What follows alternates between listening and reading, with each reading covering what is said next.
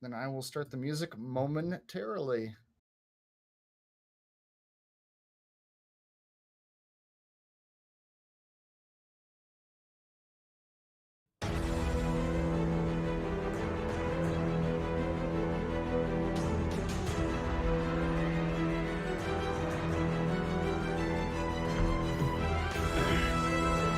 Man, why can't we already be 20?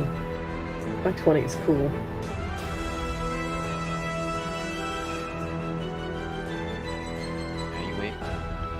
Hello, everyone. Eric Watson here, freelance writer, player of games, writer of words, recorder of videos, and a tabletop role-playing aficionado. Welcome to our weekly live stream to Dungeons & Dragons 5th edition online role-playing adventures. We stream our sessions all live on YouTube every Friday evening. Watch all of our D&D live series as well as reviews and Let's Plays on my YouTube channel, and read weekly session recaps at roguewatson.com. Head on over to Chat for the Lost Plane after our show tonight for our live post-session discussion. You can follow me on Twitter at Rogue Watson and join our official Discord server with invite link in the description below. Support the channel at patreon.com/Rogue Watson. Shoutouts to Platinum patrons Joe, Well, Tiny Dancer, Manuel, Wizard Princess, Christopher, Star, Liberty, Thomas, L-Dog92, Ian James, Captain Mike, Jeremy, Adam, and Leroy. And gold patrons RPG Papercrafts, Charming Grenade, Pretty Boy, Numa, Marcos, David Vicente, Gilberto, Dead Lizard Lounge, Sam, Arash, Limpy Spuds, Jerome, Fatboy619, Sklenia, Nick, Farty McButterpants of Blood, Angel, Veronis. Thank you all very much for your support. Shit. I literally went to talk and Choke on your intro. Oh, it's a wonderful start to the show today. That makes my bubbles always look better. I'm Chris, your Dungeon Master, and I'm joined by our awesome players. Reese playing the Warforged War Cleric Tim. Hello. Raymond playing the Half-Elf Assassin Rogue Kethra. Hello. Rochelle playing the Triton Lord Bard Champion Fighter Gillian Flounderson. Hello. Heather playing the Human Oath of Devotion Paladin Scarlet O'Fair. Greetings. And Eric playing the Tiefling Monster Slayer Ranger Fiend Warlock Caitlin Cazador. Ew. We use Roll20.net for our campaign, Discord for video chat, and stream it all using open broadcaster software with Streamlabs. Are you sure? Previously on War for the Lost Plane.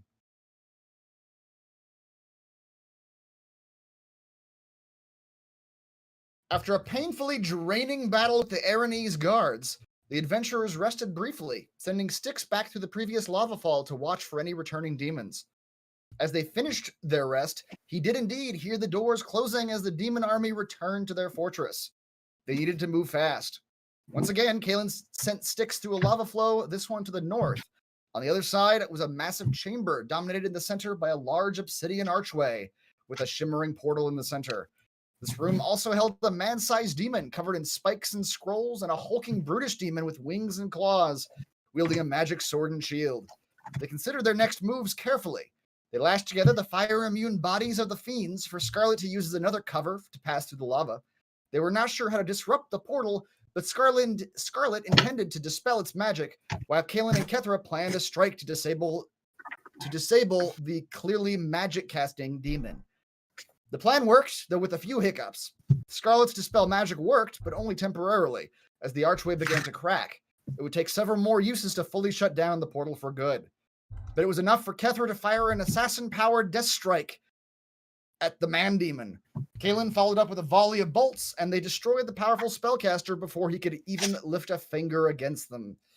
The demon's partner, the hulking pit fiend called Balgramoth, was infuriated and launched at them, swinging its sword and shield, and with a violent sweep of its tail, promptly fell on its ass, leaving itself open to attack. And we all watched the DM start to cry. I screenshot it. It was pretty great. And attack they did. Arrows, bolts, swords, and magic floating rocks pummeled the demon lord.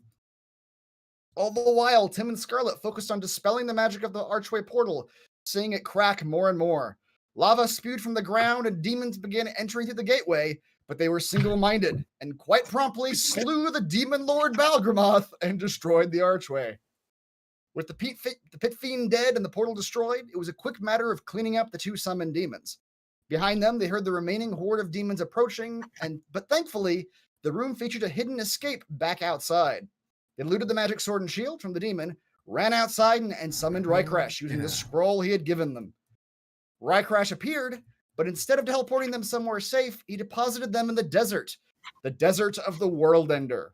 He explained that the good news was that he had found the creator's spellbook. The bad news was that it was inside the mountainside's monstrosity known as the World Ender. Sounds about right. Okay, it's okay. It's not really a desert. It's just more of a...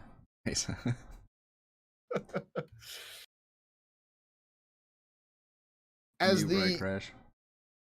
the black smoke clears, you all find yourselves standing before a tower. It's a very odd looking tower to you, though. It seems to be a 60-foot wide circular building, a very squat, not very tall building. But in the center of that circular building is a huge, very thin, narrow 90-foot tower going straight up into the sky. That's a trap. Yeah. This 90-foot tower, 90-foot tall tower emerging from its center, topped with a sharp metal minaret. As you all stand before this building, Rycrash begins recapping what he told you last week. Yeah, that's right. I said it. It's inside the World Ender.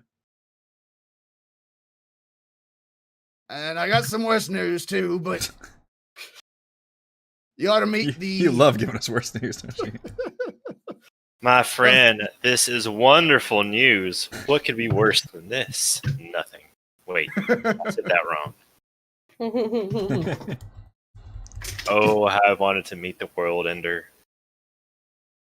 Do you really end worlds? Yes. All of them? Yes. My life is complete. So you're really the World Ender? Do you think he actually ends worlds? I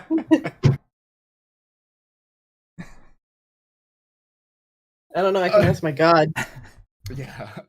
I've got one too. Don't. He's a mighty leech god. Rycrash calls. Yeah, but I have a spell that lets me talk to mine. I can pray. Something like that. It's called prayer and delusion. I hear the voice of my God. Divine intervention. Telling me to kill you all. I do that apparently. Rycrash calls into the building, and out of the building comes strolling a little man about 3.5 feet tall. Kill it. Big. He has like scaly green skin and big like pointy ears. Definitely needs to die. And he's dressed pretty fine, like a little leather blazer. He's got a little pipe come out of his mouth. Are you the World Ender? Leather blazer. He looks a little like this. Kill him before he ends the world.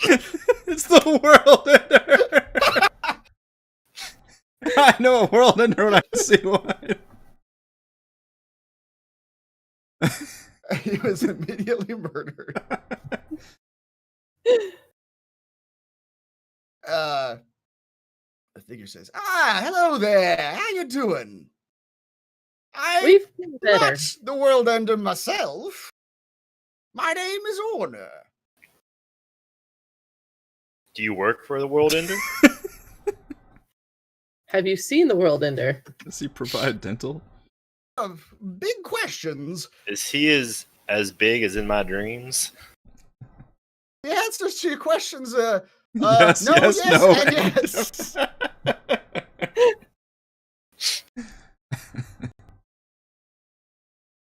I'm not the World Ender. Let's get that out of the way right off the bat. I don't work for it either. It's a bit of a mindless beast, if you don't mind me saying so. I do see him every day, though.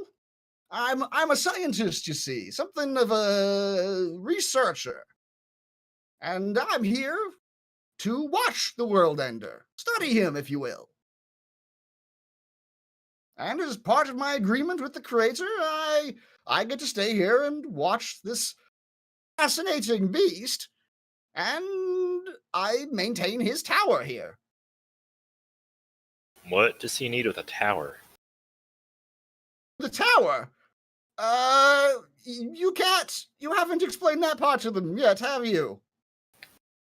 I have not.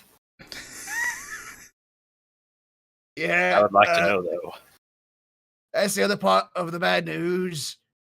You see, the crater, he could teleport at will all over the place. He could get inside the crater at a moment's notice if he needed to. And he made my leeches. Sure, I'm sure he did. You and I, though, well, not me, but you all, have to get inside the crater through more direct means. The magic school bus? If a giant pointy tower is your definition of a magic school bus, then yes.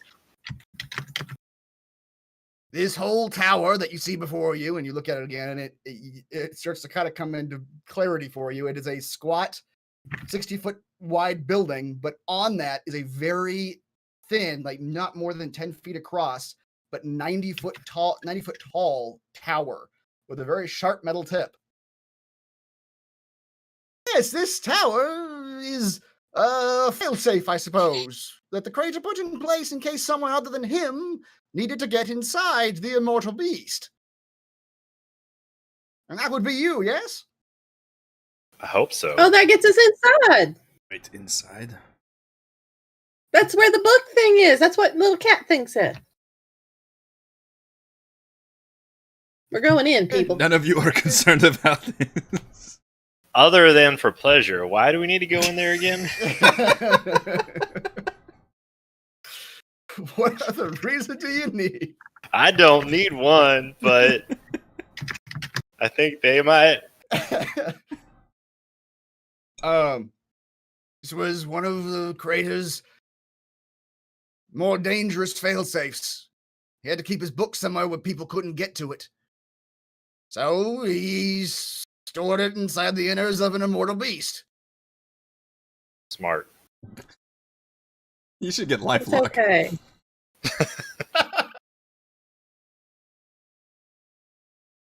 I'm afraid I don't have too many more details besides that either. I'm afraid you'll have to go fishing around in there and just see what you can find. All right. How does this tower get us inside?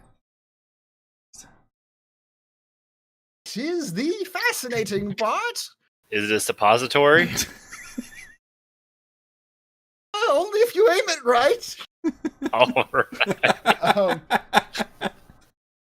He steps inside, and you all can kind of sort of see inside the building from where you're standing right now. You see a large golden globe floating in like an entry room. And you see Orner put his hands on the golden globe and begin sort of twisting it and turning different pieces and moving it around.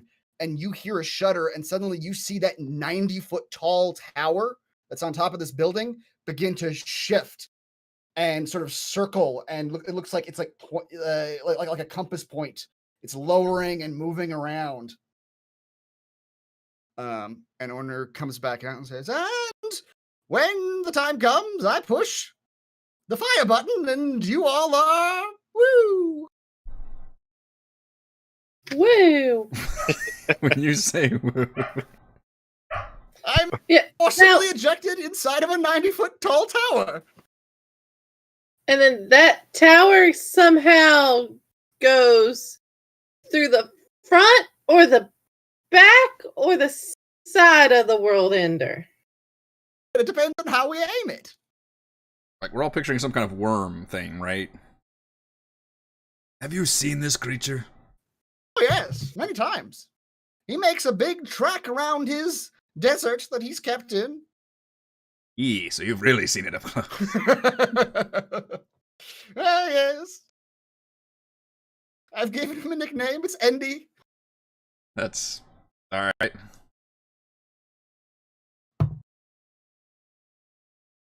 Well, this sounds dangerous and stupid, so we're probably the right group for the job. Why do we need to go inside of them again? Gotta get that stupid book. Why are there books? I don't. Okay. He hid Right, books right. inside the worm. Right. Yes, Right, that is yeah. what we have been told. But okay. Raycrest says, I don't know if you've been noticing, and if you look directly behind us, you might notice some evidence of it even now. And you all look behind you and you see. He's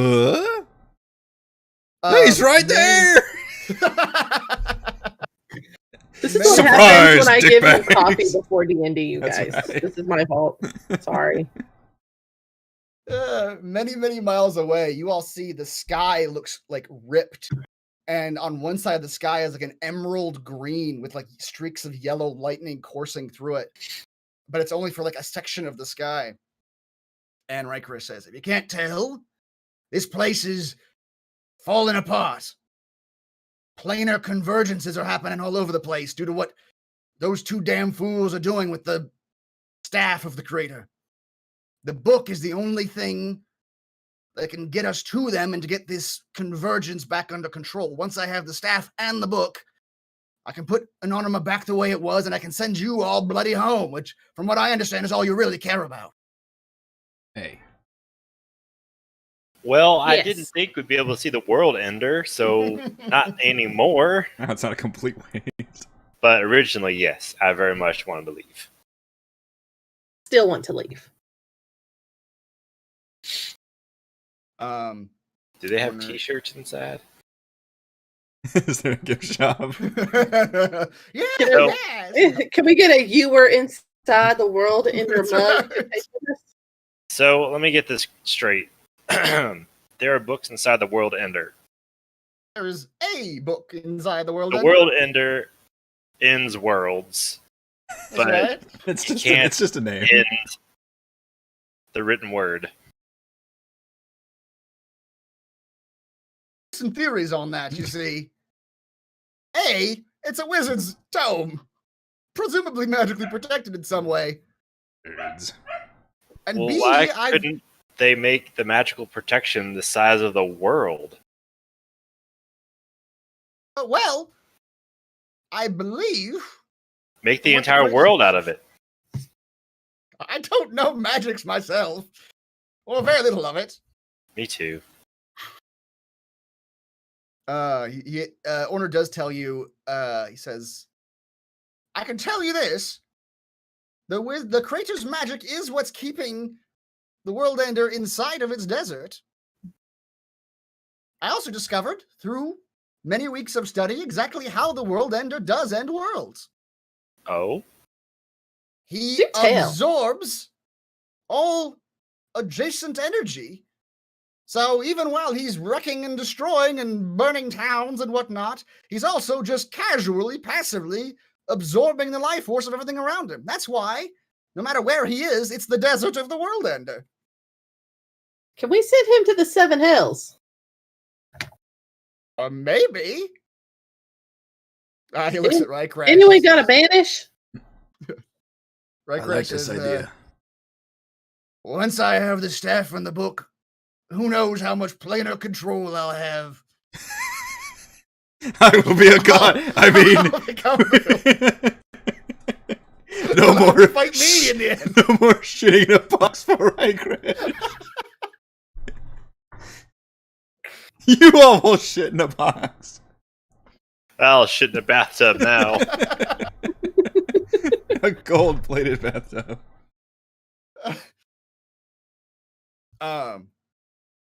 Rycrest does tell you though that the creator was a bit of a conservationist, so he wanted to give the world ender like a place that it could exist where it wasn't hurting anybody, but it could just, live its life.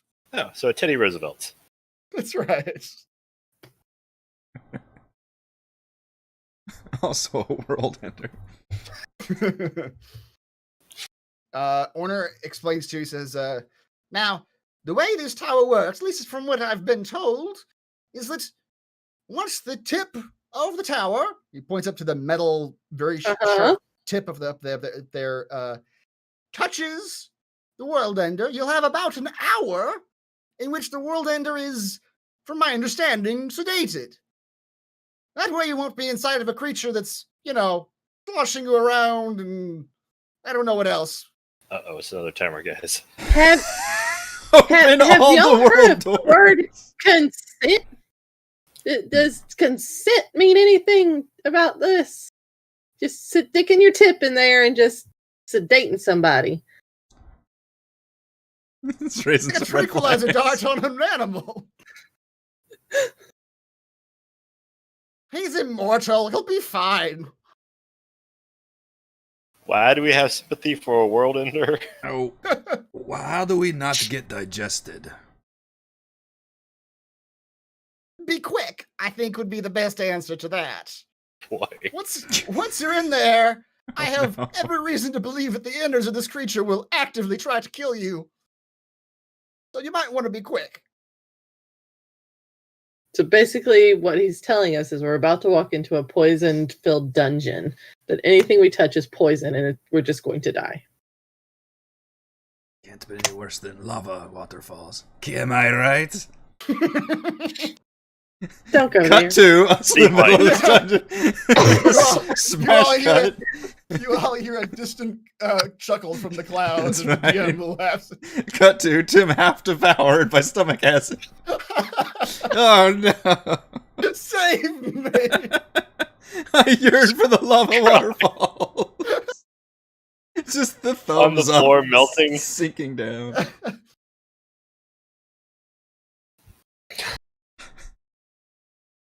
The other thing he tells you. Someone else is on fire just running by.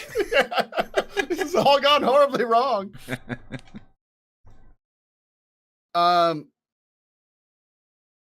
Orner. What else does he tell you? Yeah, he says, yeah, so once How do we get out?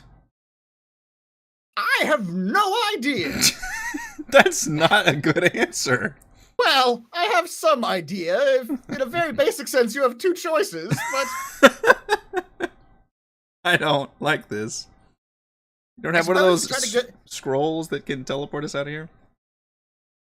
Reichresh tells you, not from inside that thing. I don't. Once you're out, I can pull you out pretty quickly, I think. But we're out. But you're out then, yeah. Okay. I mean, pull you out of the desert, I suppose. All right, second question is, do we have any idea where exactly this book is inside of this thing? Absolutely no idea. Fantastic. It's Out of somewhere, the spleen. somewhere within his major organs. That was made clear in the books. Okay. Maybe his third lung. Be sure to identify the major organ. Does anyone have an anatomy book of the world ender? Ironically, it's inside the world ender. For safekeeping. There's a second world ender, but they decided to dissect it instead of looking That's at it. right. It's the only way they can make the book. It was surprisingly easy. Oh my god. So yeah, to recap, we're launching you in a 90-foot tall, let's call it a javelin, into the world ender, from which you will exit as if a syringe of some kind into its innards. Find the book, get out by some means within an hour, because then the world ender will wake up and I don't know what its organs will start doing once it's actually not sedated.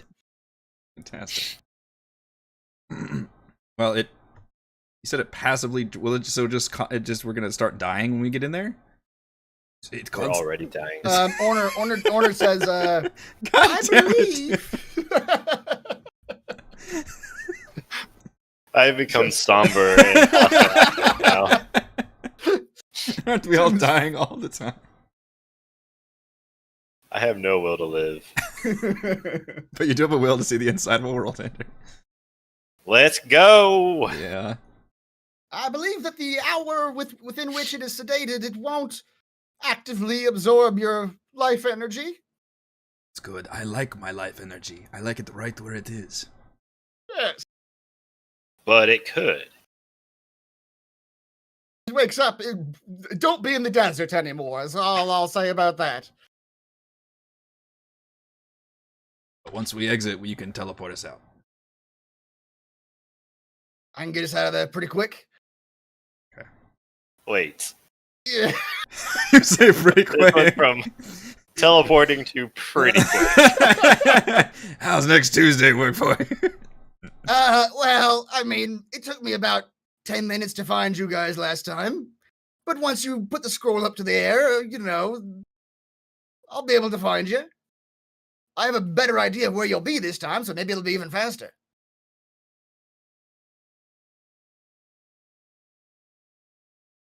How big is this thing? Enormous. Size of a mountain.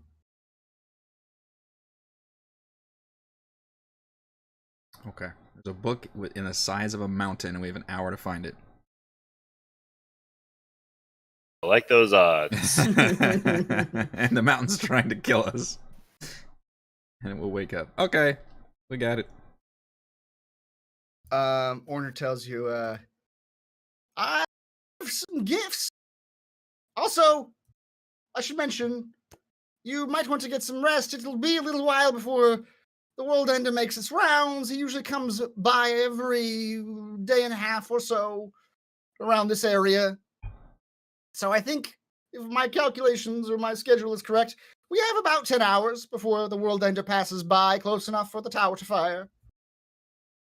I like how someone who's watching the World Ender for his living is like, I think it's a day and a half. Yeah, you better fucking have this nailed down. All right, Order has it nailed down. He's got records. Yeah. He's got the numbers. I want thumbtacks. I want circles with Yeah. with red line Yeah, question yeah. marks. He tracks World his Ender progress throughout the question whole mark. 2 question mark crossed out 1. World Ender question mark ends worlds question mark. Weaknesses : none. How long have you been out here? I have lost my funding a long time ago. Yeah. I just eat scraps at the World Ender leaves behind. Oh no, we're all gonna die. Orner does say, I do have some gifts that I believe might be of use to you, though. See, I'm a bit of an inventor.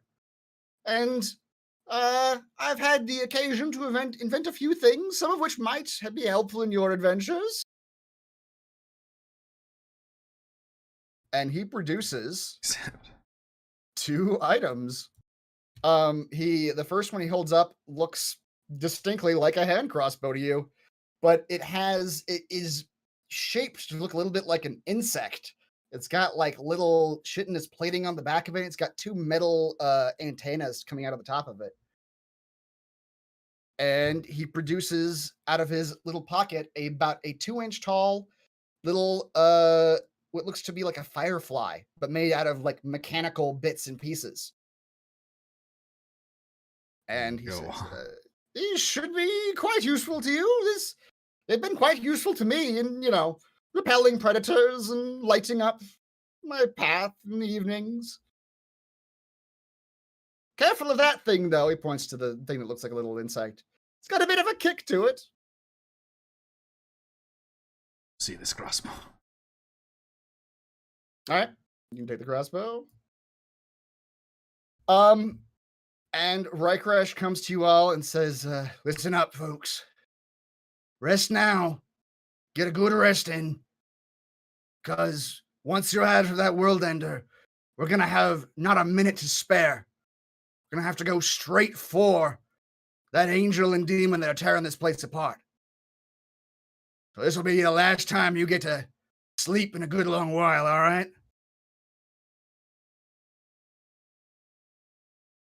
Are we at the point of no return? If there are any side quests you'd like to do Clean that shit up before now. stepping through that door. Give yourself a hard save right now. That's right. All Yes, it is. choices will be locked. Post-launch DLC, you want to go back? Heather, you're muted if you're talking. I was talking to myself. All right, with that, Orner shows you into his little building. Welcomes you all in and tells you that, just have your run of the place and get some sleep because He'll wake you up in about 9 hours. Before we go to sleep, though, I'd like to beseech divine intervention. Okay, what does that do? It beseeches divine intervention. 10th level, you can call on your deity to intervene on your behalf when your need is great. Save me, Jeebus.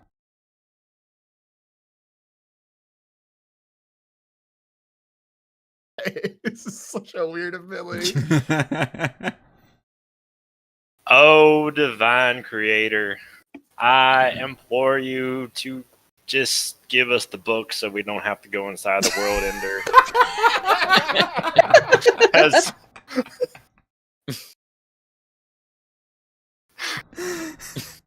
as much as I want to see him from the inside, I'd rather just take a picture with him from the outside. Okay, give me a D100 roll.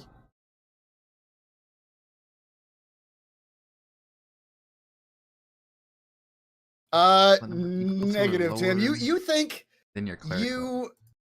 Yeah, you have to roll a 19 or lower. Gosh. Yeah, 20% chance, not bad. Yeah, 20% chance is not bad. Tim, you Chris was sweating bullets. I didn't know what I was gonna do. I was not gonna give you the goddamn book. At least maybe tell him where it is. I don't know. Yeah. We'll talk about that on chat. I'm fascinated. You would have gotten something. I promise.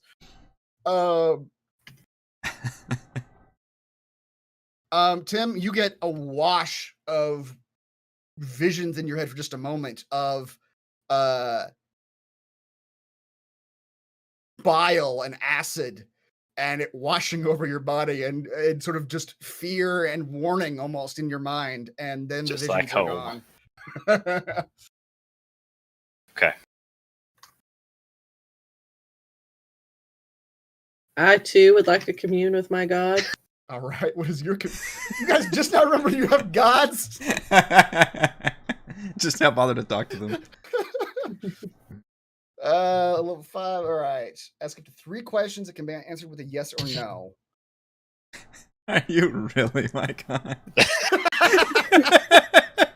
Really? Wow. I'm glad I could use that gag twice in one session. Cast a spell 2 or more times before finishing your next long rest.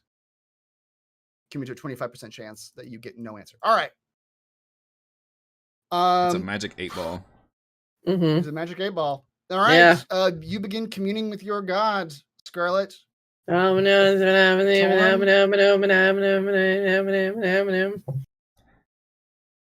just see Scarlet start speaking in tongues. It's crazy. Our paladin has lost her mind. She's possessed. The world. Quick, leecher.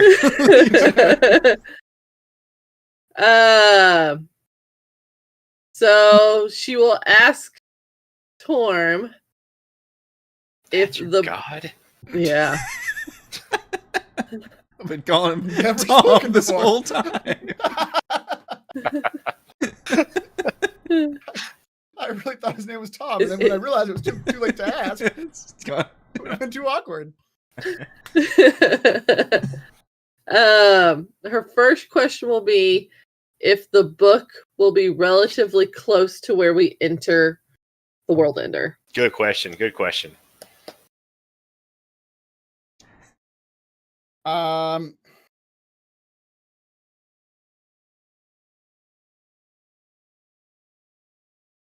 don't know that you know where you're going to enter the World Ender. I know, that's why I'm asking if the If the gods, My God. Does the gods Tom can know? the gods can see the people. Torm's They are shitty cousin. all knowing and omniscient, and you get a vision in your mind, Scarlet. A flaming metal glove hovers before your eyes, and you recognize it as the metal gauntlet of Torm. And it it just goes appears before it appears before you, and it very slowly gives you a thumbs down. Oh no. Shit. Okay. I have 2 more questions, you guys. Which stomach are we going to land in?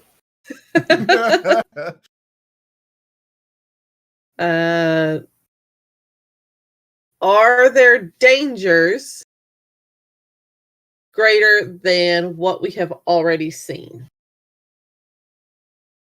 The glove immediately gives a thumbs up, and blue flame launches out of the glove. I hate this game so much. Okay. And then she'll ask, will we make it out alive? Club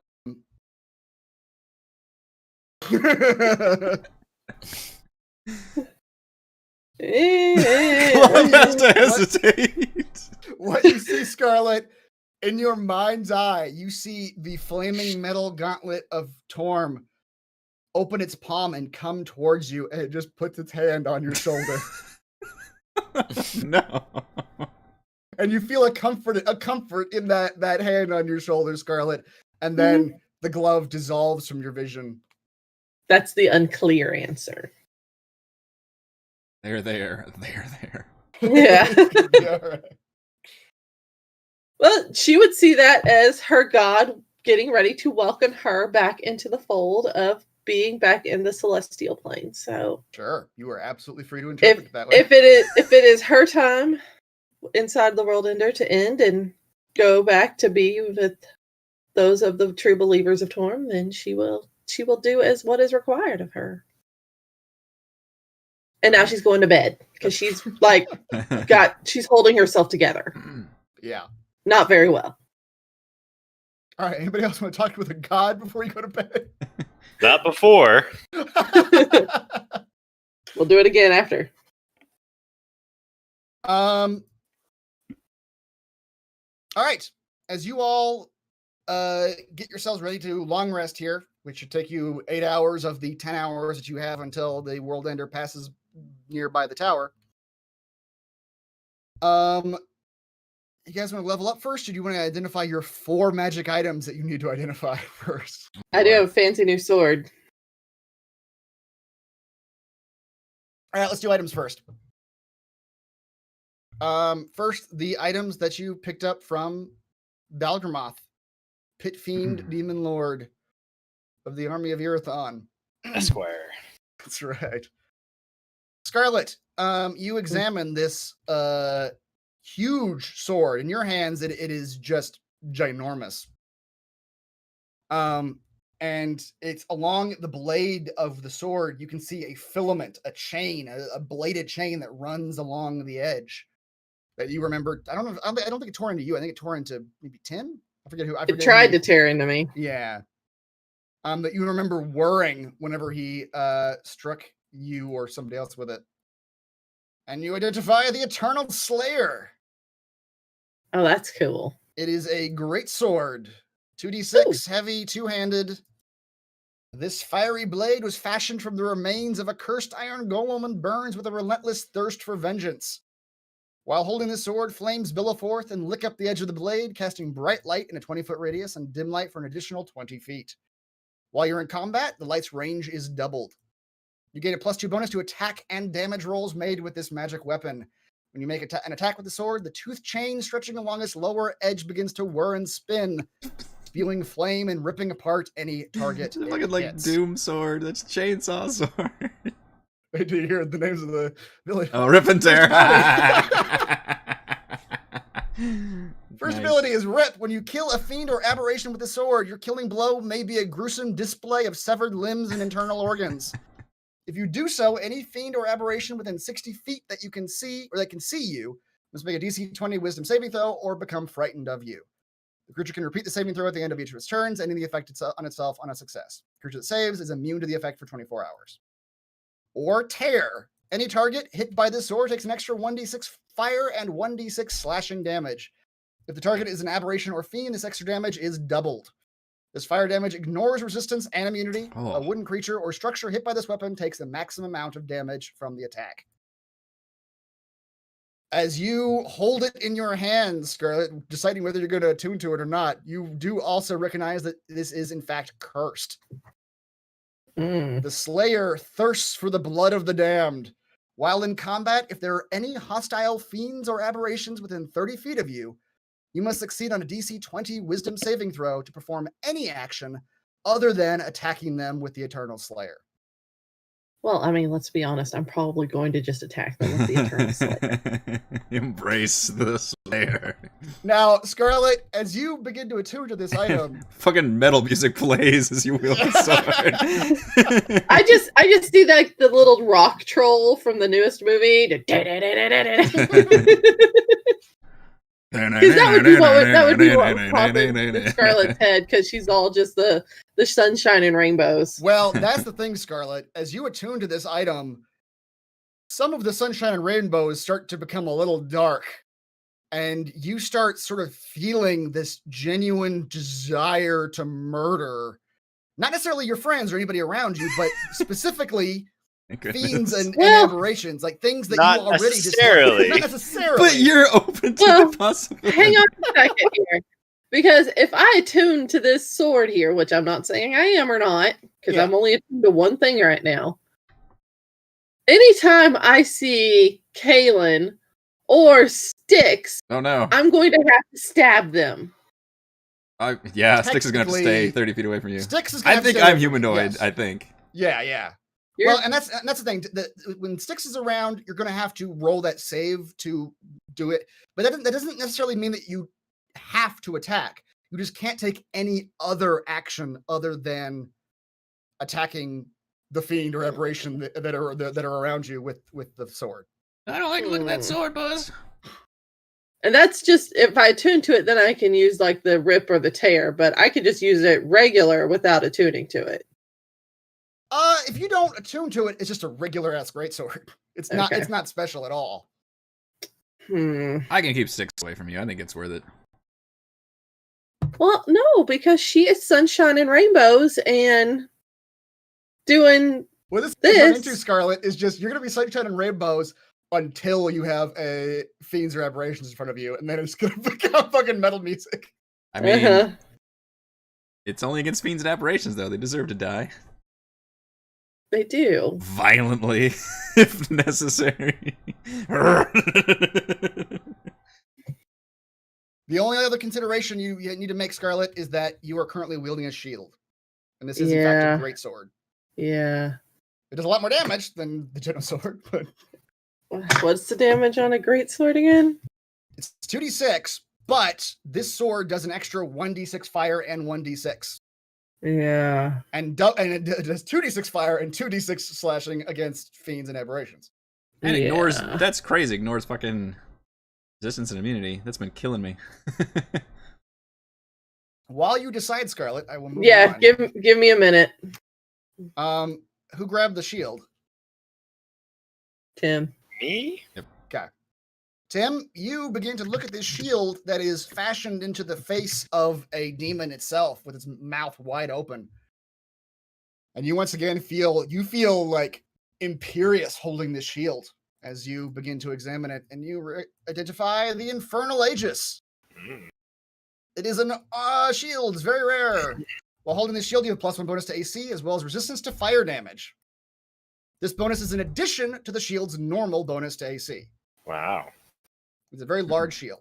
The shield has 4 charges and regains 1d4 expended charges each day at dawn. You may expend 1 charge to activate any of the abilities below. Infernal Horns. Use a bonus action to bash a creature within 5 feet with the horns of the shield. That creature must succeed a DC 18 strength saving throw or be pushed back 10 feet and knocked prone.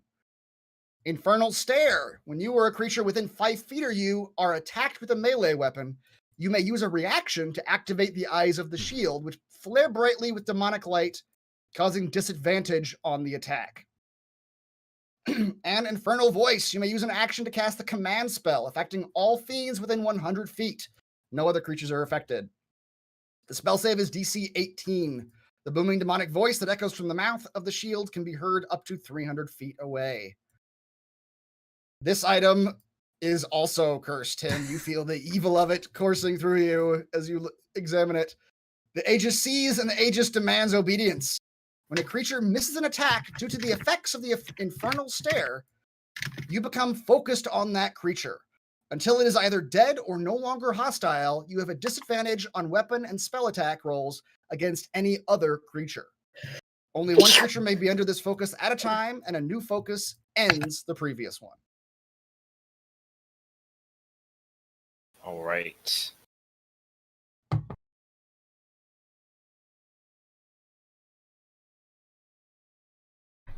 Now, Tim, you are also currently attuned to 3 items. So Yeah, if you're going to attune to this, The monocle an attunement one?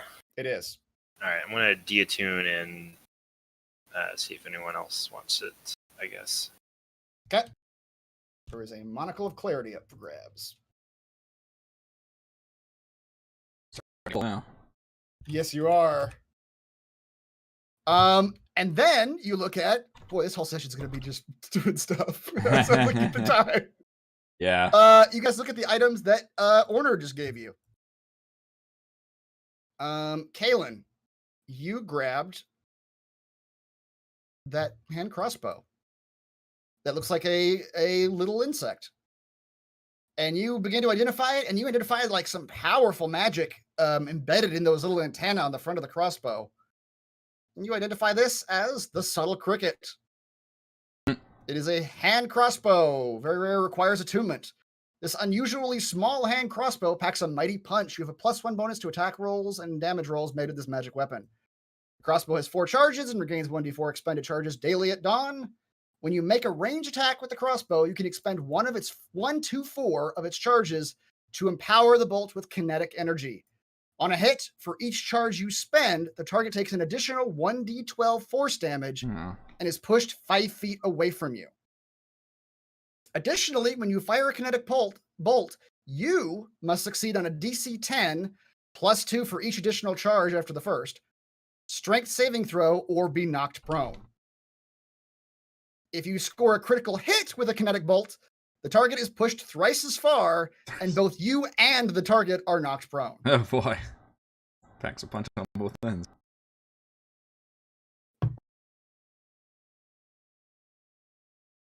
What does it say? You can expend 1 to 4. You can expend all 4 charges at once if you wanted to. Oh, for a single hit? Oh, for Yeah. each charge you spend. Oh, okay. For each charge you spend, you do 1d12 force damage, and for each charge you spend, you push them back 5 feet. Okay, I got you.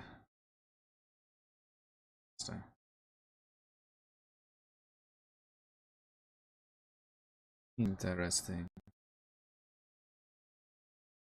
So, Are you going to attune to this, Kaylin? yeah, I've got room for that. You do. Now you've got 3. You've got 2 crossbows and a pendant.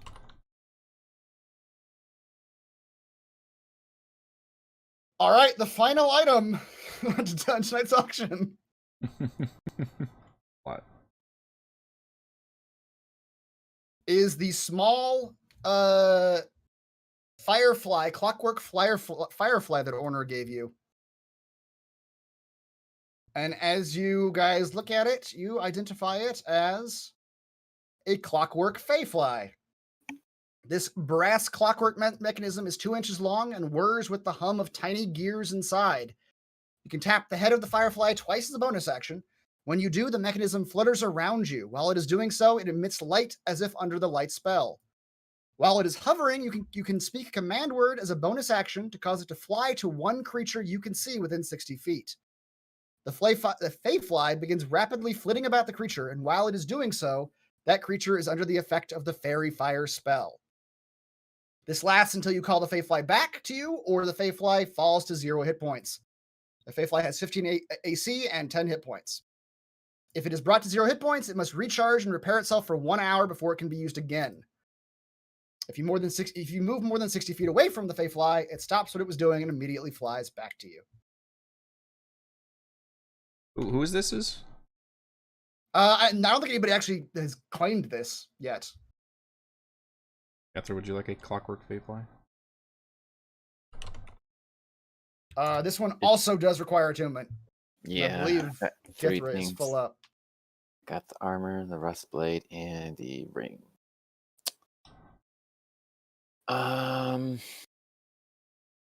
And that spell gives advantage. Yep, that's what Fairy Fire does. It gives you advantage on attacks.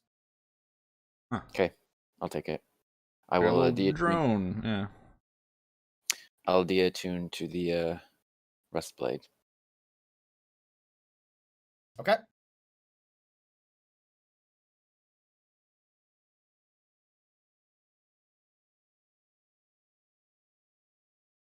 Okay.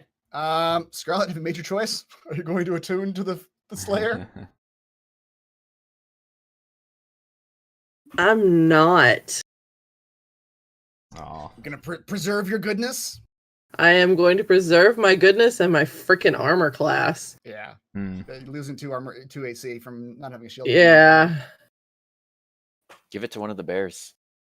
I forgot about our bear folks. Yeah. The bear folks are still there. Also, Gillian's only got one. Oh, she's got 2. Yeah. She's got the phase axe, which she likes to use. Yeah, and the phase axe is also 2-handed, so maybe just give it to her. Yeah. Yeah. She's not losing AC at least. That's true. Yeah, she's getting cursed. That's all. Well, we'll let her. We won't choose tell if her she about that actually part. wants to- yeah. Yeah. I did. Somebody in the chat pointed out that it does say on the curse part, it says hostile fiends and aberrations. Oh, that's true. Yeah. Technically, Styx is not hostile. Yeah, that's right. Yes. I Just any of still them. don't want to lose the AC. That's the big thing. Yeah. I'm trying to like furiously scroll through feats to see if there's a way I can keep that. So if anyone in the chat wants to help me out here. I mean, that's the I don't trade-off think there's- between two-handed, yeah, I think. Yeah.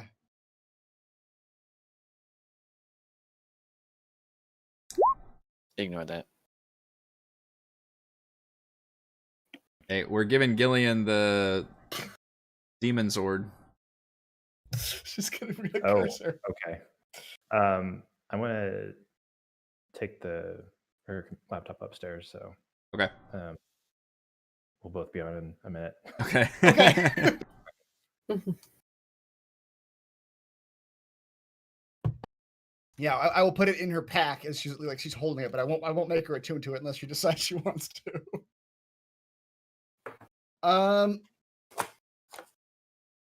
Okay, Scarlet.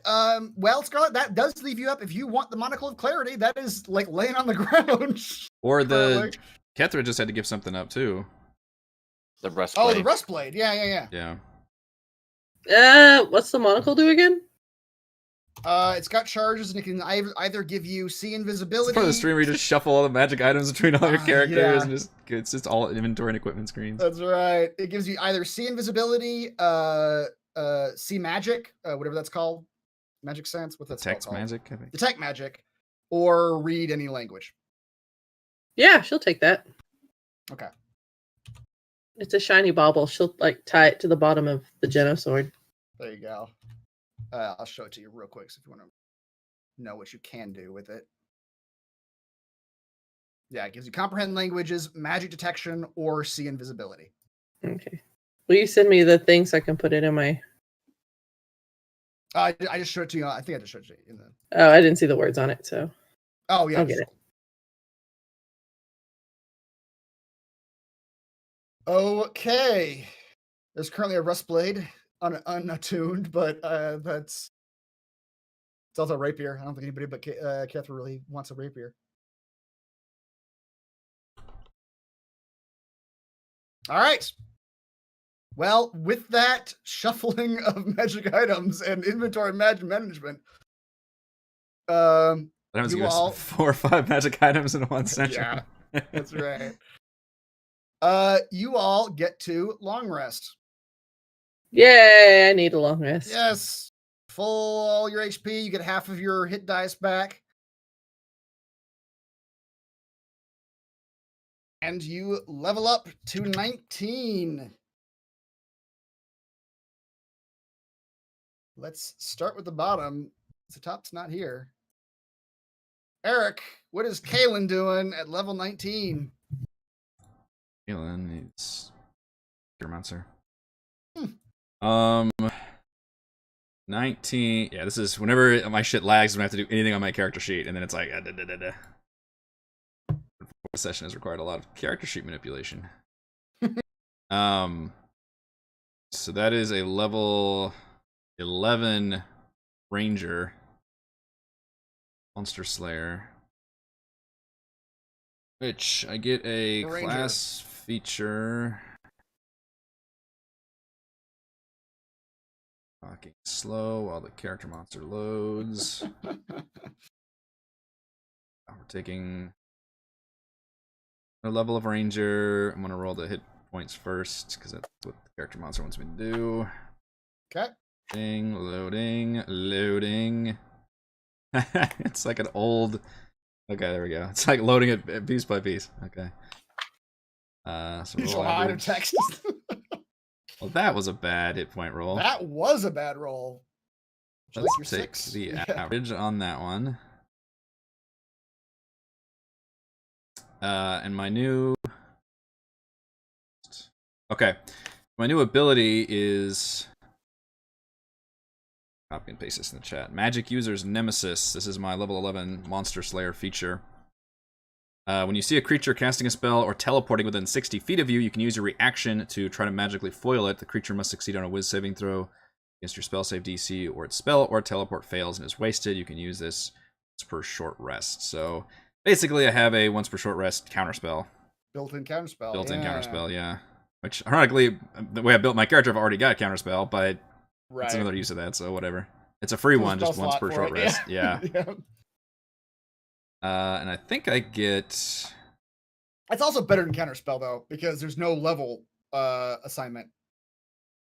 That's a good point. As I'm reading Instead this, of me it can making a counter check, yeah. any spell. Well, it's a reverse. So instead of me making the check, it's the creature has to make a saving throw.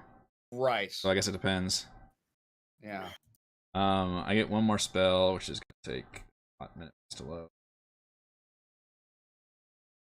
It's a ranger spell, so it's not gonna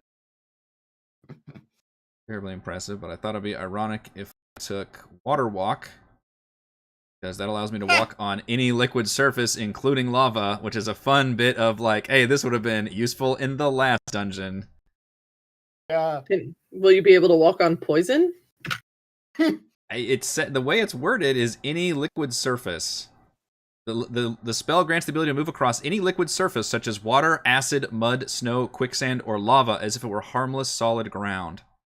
Up to 10 willing creatures you can see within range gain this ability for the duration.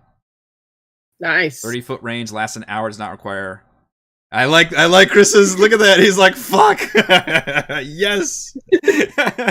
I found a puzzle breaking ability. That's Water Walk. Lasts an hour, and it's a ritual too. Wow. 3rd level spell. It's the harmless part that annoys me. Like, it's fine if you want to walk As on if it were lava and harmless, acid. solid ground. If I was a player, I'd love that. As a DM, like, what Yeah, the fuck is a spell? Exactly. Hey, you're the Nice. brilliant idea for letting us be this high level. So Yeah, exactly. And I believe my hit points afterwards look like they were 158.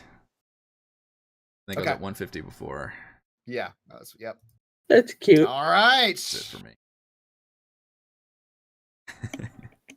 Scarlet, what do you got going on at level 19?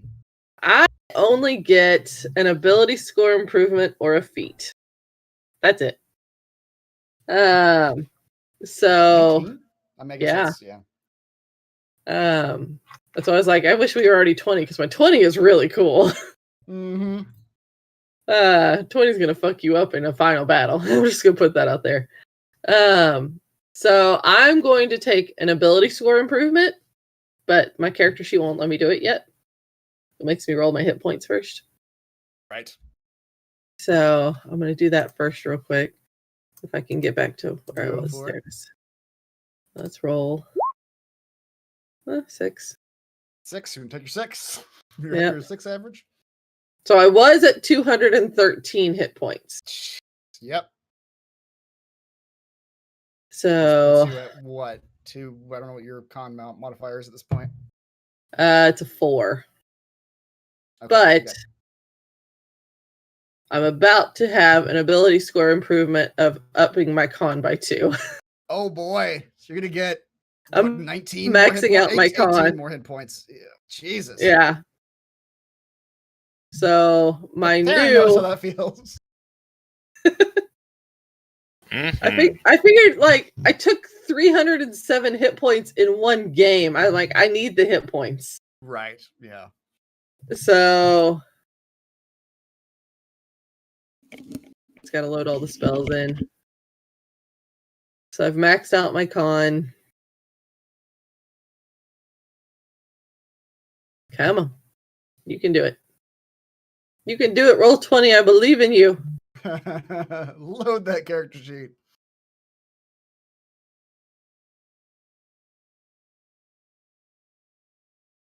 Thinking about it.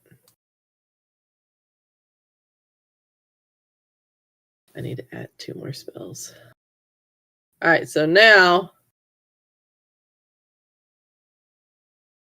Oh, it says before leveling, I had 203 hit points.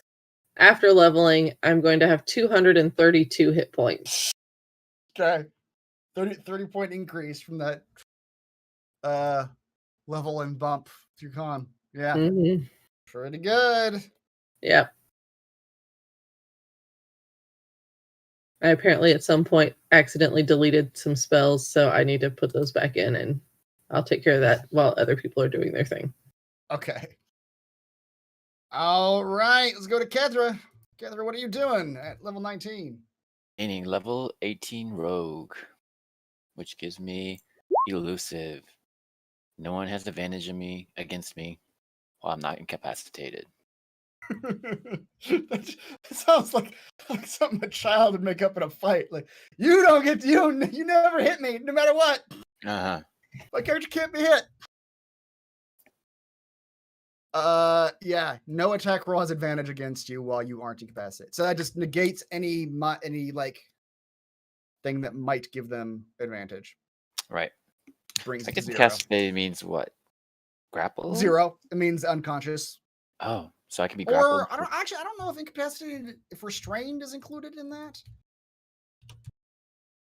We had to look up the definition of restraint. I literally, somebody on Yeah. Reddit posted a Venn diagram of all the conditions, and it was just fucking madness of paralyzation and unconscious and what all these things meant, and it was just a disaster. There needs to be like 3 things total. Like, Right. this is too much overlap. Incapacitated means when you cannot take actions or reactions. So I believe, yeah, there's only specific instances: unconscious, I think stunned, maybe that kind of thing. But All right then. yeah, if you can react, people cannot get advantage on you. Then 1d8. Nice. Nice. Plus my con Wow. of 3. So plus 11. So that brings me to 168.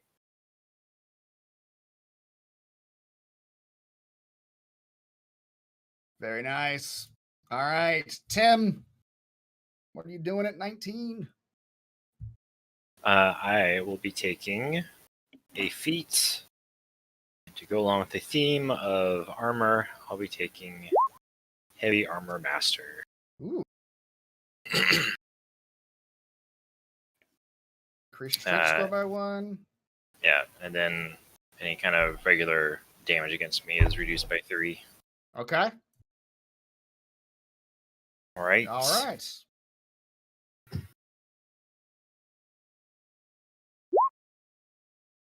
Better than average. Okay.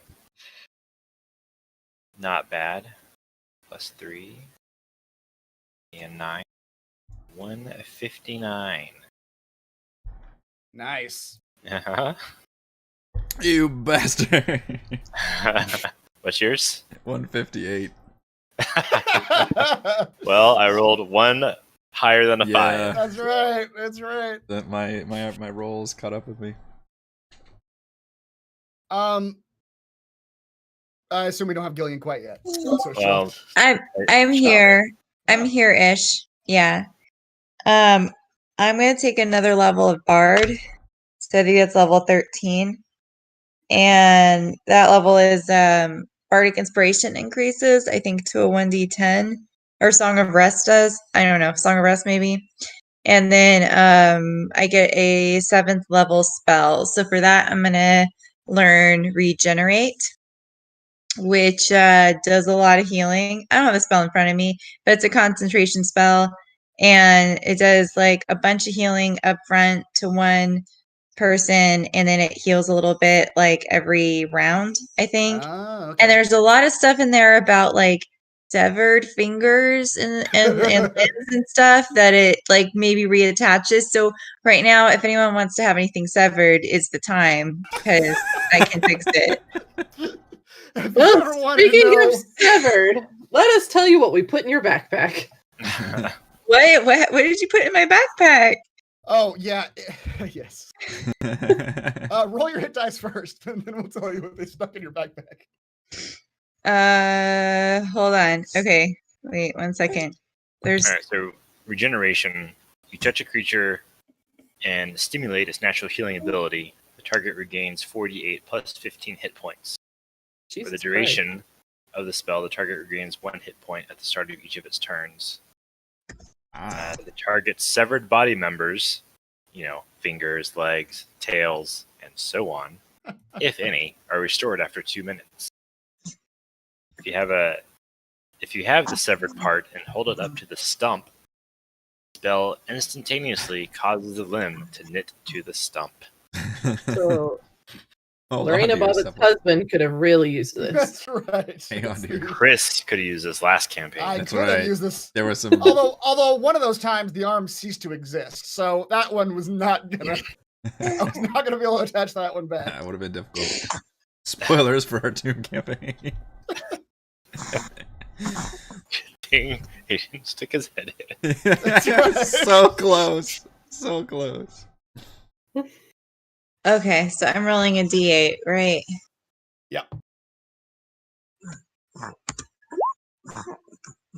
All right, we'll take your average of 5.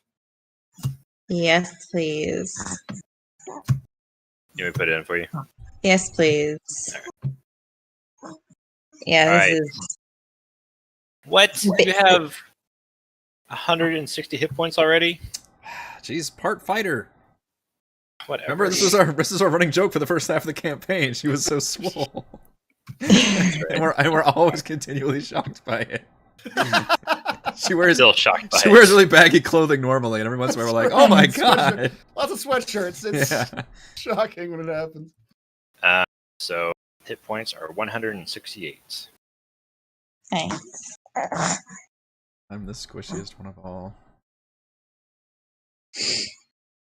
But you guys at the back end are really all pretty close together. Tim is not back end though; he's one of our front line, aren't you? I I mean, know. I make it up with my armor. Yeah. that's right. Yeah. I dare you to try to hit Tim. I dare you. I dare you try to bring my hit points to 0. Gillian, if you want to attune to it, because the reason Scarlet decided not to is because it's cursed. But it's a good curse. It's the good kind of curse. The Eternal Slayer, which is the great sword which you want. Oh God! The baby. Baby! There's a baby. Out of the darkness. Oh, I didn't actually mean to turn that off again. Avery. Okay, sorry, what? There's a sword? She's like, what the hell, Mom? Right. This is a great sword. That's a great sword, Mom. You should attune to that. No, she Yeah. smiles. Yeah, there you go. Rip and tear, motherfuckers. Rip and tear. You're never gonna go to sleep. Okay, I'm listening. It's a great sword, two-handed great sword. Does 2d6 damage. Does +2 to attack rolls and damages. I'll let you read through the whole thing. I'm not going to read it all again for you, but it's essentially that it's really powerful against fiends and aberrations. It like cuts through them, and you can make people afraid of you whenever you kill them by tearing them apart with the sword. But it's cursed in that when you have hostile fiends or aberrations around you within 30 feet of you, you have to succeed on a DC 20 Wisdom saving throw to do anything other than attacking those creatures with the Eternal Slayer sword. Ooh. I like this. I want this. Do I have to attune to it? You do have to attune to it, yes. Okay, I want to do that. I don't know what else Okay. I'm attuned to right now. You're good. You're Cool. turning to the Heart of the Idol and the Phase X. So this is your third.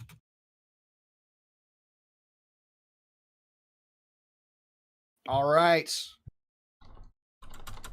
Does everybody have? Oh, everybody almost has 3. Scarlett's got 2. You can pick up that rest plate, Scarlett. You're never going to use it, but you can pick it up if you want. All right. After that long rest, at some point in the night, the bears come to you and basically just tell you they don't want to go inside the world ender.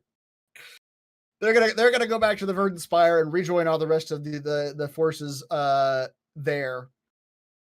But they're not into getting shot in a tower. I cannot blame you in the slightest. Y'all have been so brave in the face of losing so many of your number, and you have sought your vengeance, and now we shall seek the vengeance for those who have passed. Prep yourself at the Verdant Spire, and we shall join you shortly. Thank you. We wish you well, and are eternally grateful for your aid in freeing us from that wicked place. It has been our lovely pleasure. We'll see you soon. Mobar bows to you, Scarlet, just because you're talking to him. It's such a dignitary. She gives a deep curtsy. Yeah, and he leaves.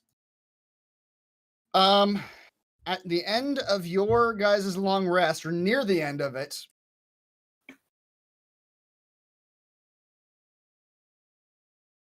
I get 100 more hit points. yes. Y'all heard it. He said yes. You all almost simultaneously begin to hear Orner shouting, waking you up from your sleep. Oh, wake up, he's a little early. And almost simultaneously, as you hear him yell that, the ground begins vibrating under your packs and sleeping paraphernalia. And Orner begins yelling at you. You must get ready quickly. He'll pass by soon. I didn't expect him to be here this early. I'm sorry. Where are we going? That's shaking. Yeah. Up into the tower. I just realized something. You'll have to help me. I don't exactly know how to aim for him. I'm kind of blind down here. Great! I'm pointed in the general direction, but you'll have to aid me in... You suck.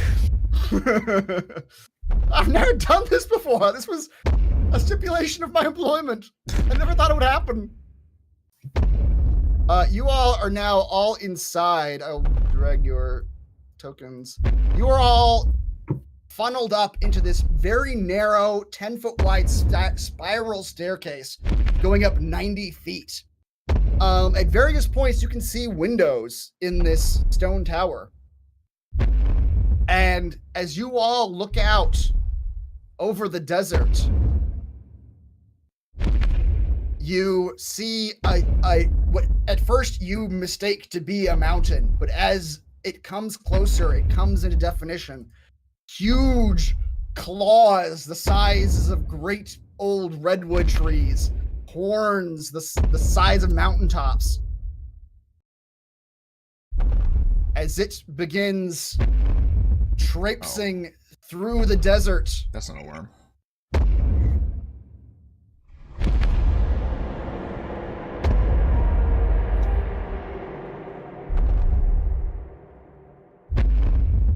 Anyone else not want to do this anymore?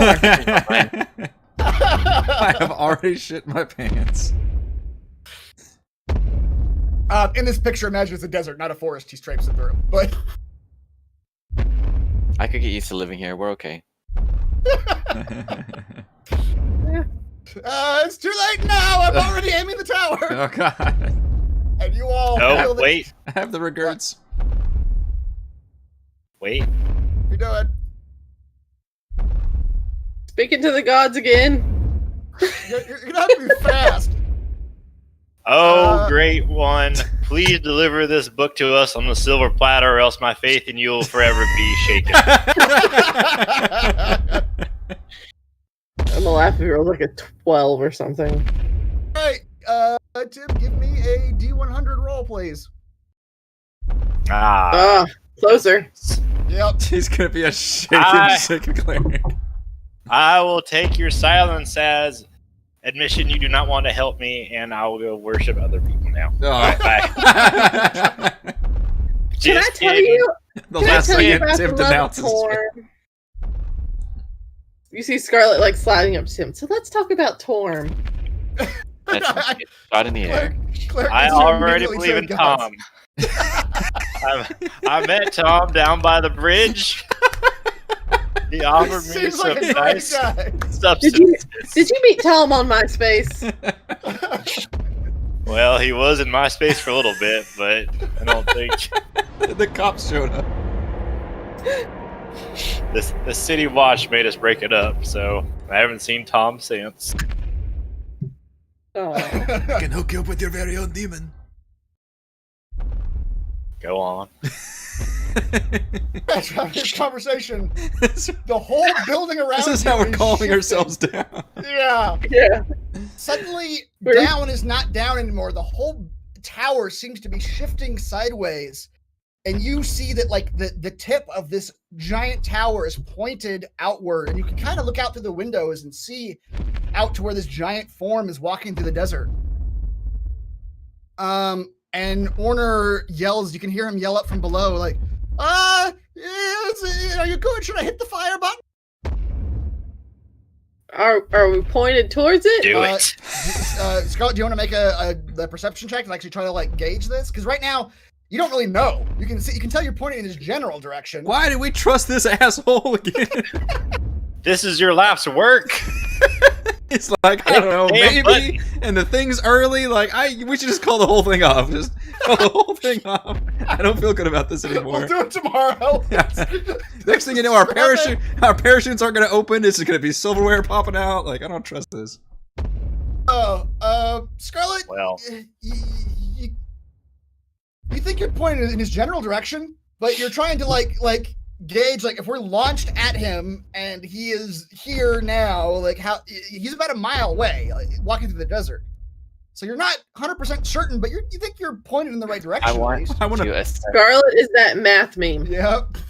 I want to assess her certainty first. Assess the certainty. Assess. Yeah. Roll me an insight check. I look at her. She's the picture of the math meme. Whoa. You don't know what you're talking about, Scarlet. No. That is what you see, Catherine. You see a blank face with just diagrams and numbers flying around it. As the camera zooms in. I'm an assassin. I am It's good that at math. way. I'm good at math. Listen to me. How confident are you? The team just breaks up into squabbles. A little to the left, I think. The sun sets, the creature is way back there. That's right. Catherine, you think you might be pointing a little to the left. You think it's as it's walking, you think you might either miss it or just kind of graze it where you're pointing now. You think it might need a slight adjustment to the right. Adjustment to the right. A few degrees. Oh, Green man. okay. This is very nerve-wracking. Oh And man, you he's all- nervous. Oh, nerve-wracking, Rasmus huh? is strapped to this thing. Speaking of, you might want to strap yourself down to something. Fucking asshole. you owe us some of your research money. When we get out of this, we're gonna kill you. I need to unbuckle the skeleton that's in this spot first and move it out of the way. Okay. So do you guys want to do anything? Because he's as you yell that out, Kethra, you think you have maybe moments. Do you guys want to brace yourselves in some way, or how you want to handle the situation? I've hopefully changed my pants by now. Yeah. I do have like some pittance. I'm just gonna go think and just like put it in there and hold on. On the side of the wall. All right. Yeah. All right, Scarlett, you do that. And but pretty much as you do that, Scarlett, the whole tower that you are in, you all barely feel any like ignition or anything. It's just like a jerk, and the tower is flying through the air. You all are just hanging on for your dear lives on this narrow stairwell as you can feel the air whistling past this tower as it goes sailing through the air. Closer Scarlet and is in the closer. back, so that way she can mom arm anybody who tries to fall back. Okay. I'm in the front shouting, "Prepare for penetration!" Did we ask for consent? We'll ask it as we're hurtling towards it. Well, we'll ask it once we're inside. You guys are having this That's not conversation. how You're sailing through the air. Yeah. Mm-hmm. And We're choosing to ignore what we're doing, and that's why. right. That's Do you- right. So, Do you think it feels pain? We're about to find out. And you all sail through the air. Scarlet's hanging onto her pittance, blocking the exit. And you smash into the side of this creature. And you all like you're in a car that just hit a telephone pole. You all go flying forward. Oh. I'm holding on. I And feel I like I'm think holding onto sticks like a everybody- cartoon character. Just like his eyes popped out. I need everybody to roll me strength saving throws. Scarlet, you with advantage. Sweet. Everyone As gets you plus all 3. Hang on for dear life. Wow. Tim was prepared for penetration. He was. I'm always prepared for penetration. That's the secret to Tim. That's my That's my secret.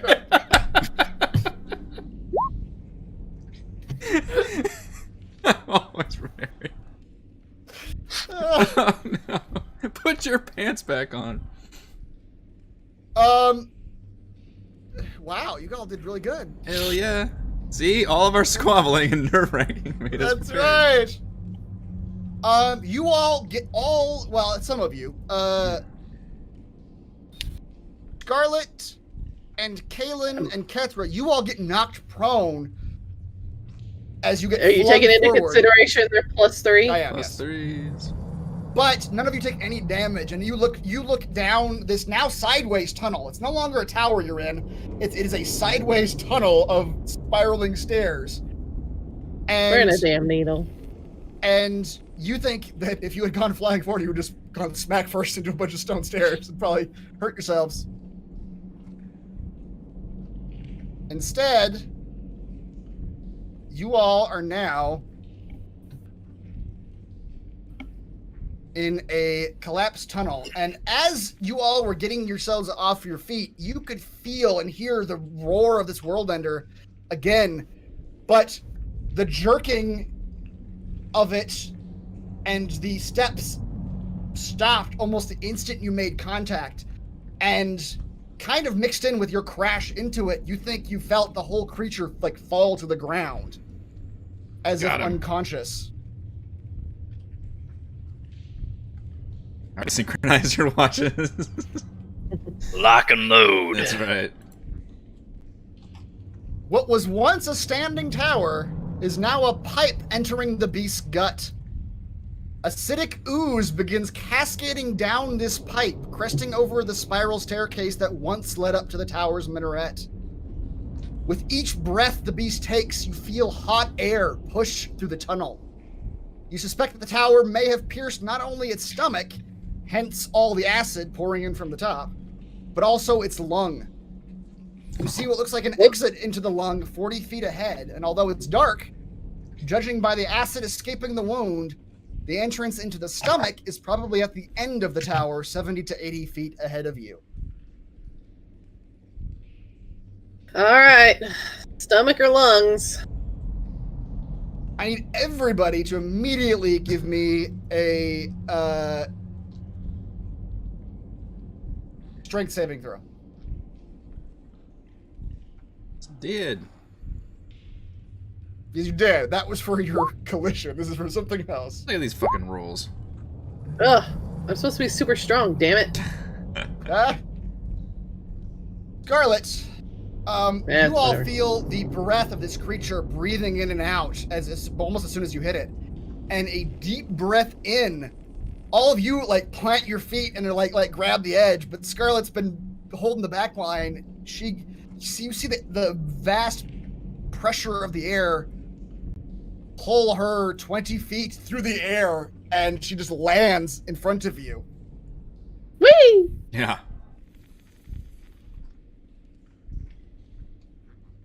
And Fun. Scarlet, from your position, ahead of all of the others, you see a cascade of bright green liquid pouring out of the other end of this tunnel, coming your direction. Ew. Can you cast that ritual now? I sure can. I don't have a ritual, but I can cast the spell. I've got plenty of slots. Cast some water walk on the group. Everybody has the ability to move across liquid surface as if it were harmless, solid ground. Up to 10 willing creatures within 30 feet of me the next hour. you roll? Right. Did you roll to recharge your pendant? I did not. How do I do that? Just a 1d6.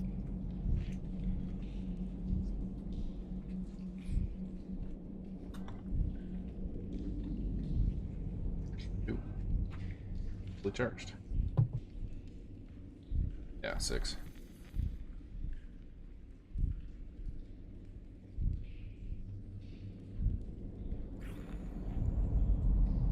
So we can't swim. You can if you want to, but I think it's just you have the ability. It's like a choice, I guess, right? Oh, If you target get without 30 feet of me, then you can do whatever you want. yeah. But if you're within 30 feet of me, like literally any kind of liquid is like just ground. Solid, yeah. I will remain in the middle. Protect me. I'll tread upon its terrible stomach acid. So I guess we're going to the stomach first then. Yeah, so we only have one way, or are there 2 ways? There are 2 ways. You see that There's a now lot. that you're closer to this bit right here, you can see that there's a gap in the tower where it's sort of broken apart, and you can look in, and that is where this blast of air came from that sucked Scarlet in a second ago. Down here is where the green liquid is currently cascading down through the tower. Can't protect us from the air, but I can protect from the. I'm gonna cast a light on myself.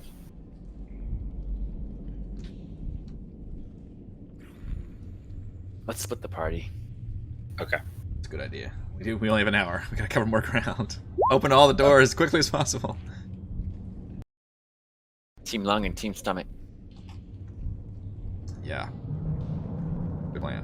No, because then we lose the ability to walk on the stomach acid. Well, only if you're on the other team. I'll go down team stomach acid then. Whoever wants to come with team stomach acid. I made shirts, see? Team stomach acid. Who wants team stomach acid and who wants team People at the right store, they lung? laughed at me thinking this was a weird team name, but I was like, this is gonna come in handy someday. Who's laughing now, Jerry? Right lung sounds mighty enticing. Let's go, Tim. I'll send sticks with the other group. That way I can see both people. I'm gonna tap my little clockwork fairy to get some Light. lighting. All right, you do that.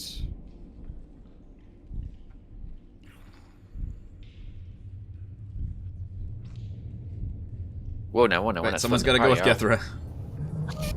Let's Go into the lungs.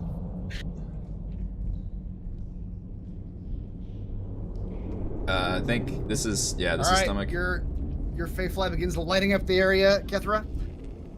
Yeah, Oh, don't I get a token? Say again. Don't I get a token? If you want one, I don't have one, but If you can make one at some point. That's enough for a token. I mean, as right now, it's just floating. It's like floating around. It's like hovering around your body. So it's not like you can't like when you direct it to go somewhere, you direct it to go to an enemy to like highlight I see. them. It's a little Fine. grown. Okay. All right, so yeah, northward is the lung, and southward is the stomach. So who's going where? If somebody finds a book, just yell or something. I think I can remain in communication with sticks out to like 100 feet or something. Yeah. And the world ender can't be that big, right? How big could it be? We'll find out, I suppose. Okay. Let the party go. Go, do it. Tim, Scarlet, Kaylin, as you all head I took the tanks. southward. As you all head southward, that acid begins flowing underneath your feet, and you suspect that without your water walk, that acid would have hurt you. But instead, it's just a flow of acid underneath your feet that you can step on at will. Bill.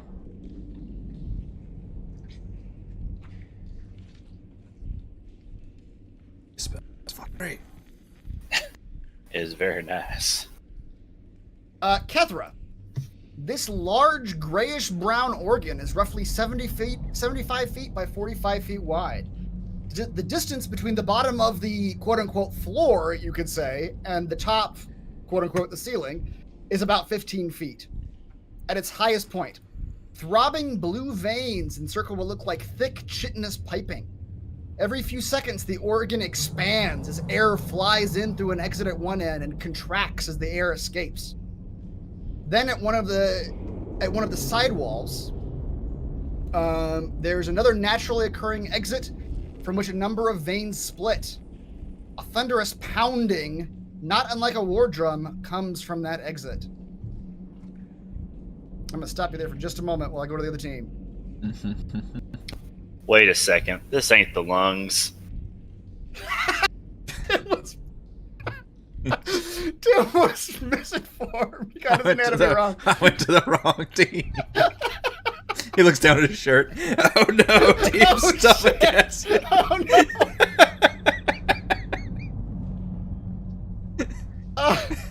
Tim, Scarlet, and Kaylin. Your eyes immediately start to sting as you enter this large, fleshy chamber. Narrow pathways of pink sinew stretch across this full 60-foot wide width of the area, avoiding pools of bubbling green acid down below. Within the pools of acid, you watch the bleached bones of large creatures churn. At the center of... Oh no, that's it. That is it. There's something at the center.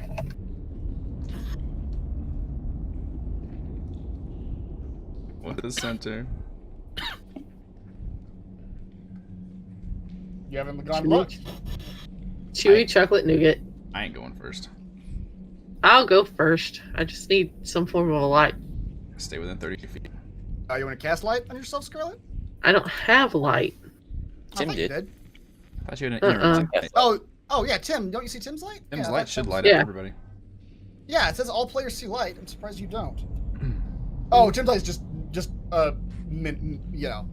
limited. You are saying Tim's light, but Yeah, no, if Tim's light was gone, I wouldn't be able to see anything. right. You can light a torch if you want. Yeah, I'll do that. In the Okay. stomach. What So could much go wrong? indigestion. Oh, look, it's eaten some stuff recently. All right. I mean, everybody just stop where they're at. No. Keep opening all the doors and sphincters. Scarlet, Kaylin, Tim.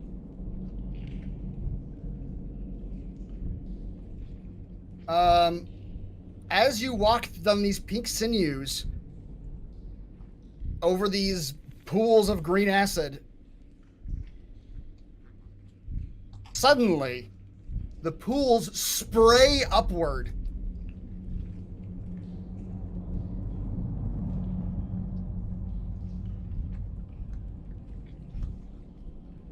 Got the acid And- reflux. Insectoid-looking greenish creatures burst from the acid, mandibles extended and forearms extended towards you. And they begin to attack you, and they're going to get a surprise round. I have the alert feat. I can't be surprised. Okay. Kethra and Gillian, That's why we sent her in first.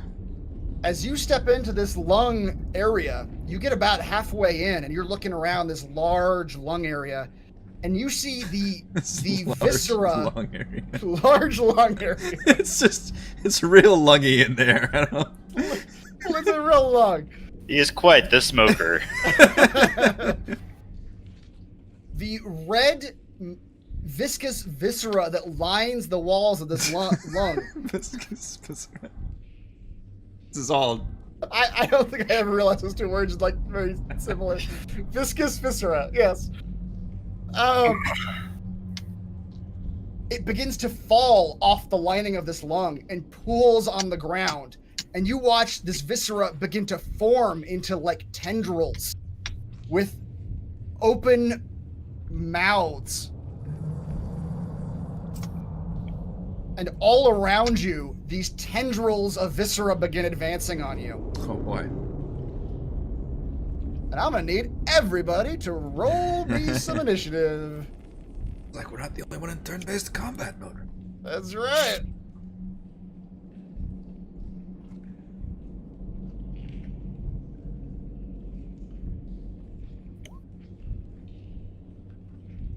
Look at that. I critically failed my initiative roll. Wow. And yet you can't be surprised.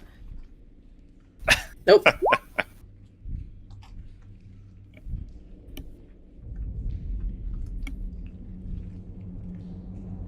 All right. The viscera falling off the lining of the lung, it happens slow enough, Gillian and Kethra, that it's not surprising to you. It's shocking that's happening, but they don't get a surprise round. However, those of you in the stomach are absolutely surprised by these insectoid creatures leaping out of the acid. You stomach. Team stomach.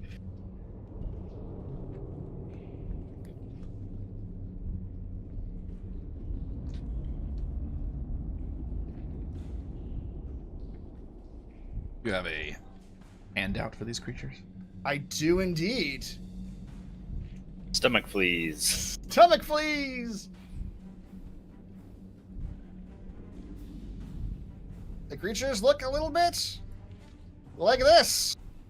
They are stomach fleas. They're stomach fleas. Didn't have that in your stomach. They live in his stomach. I think we're doing the world ender a favor. Giving him a cleanse, a real cold Yeah. cleanse. Is this why he's unhappy? Quite possibly. Surely he'll reward us after cleansing him of his stomach fleas. With fire. Oh yeah. There's gonna be a lot of fire. And they are going to immediately leap out at all of you and begin biting at you. Hang on a minute. Where'd the one go that was next to me? The one that was right here. Oh, this one was next to you? Uh-huh. You know what? You have the alert feat, so I'll allow it. You can make an attack of opportunity as the thing jumps out of the acid towards your teammate. He was briefly in your area of attack. Save me. 26 does hit.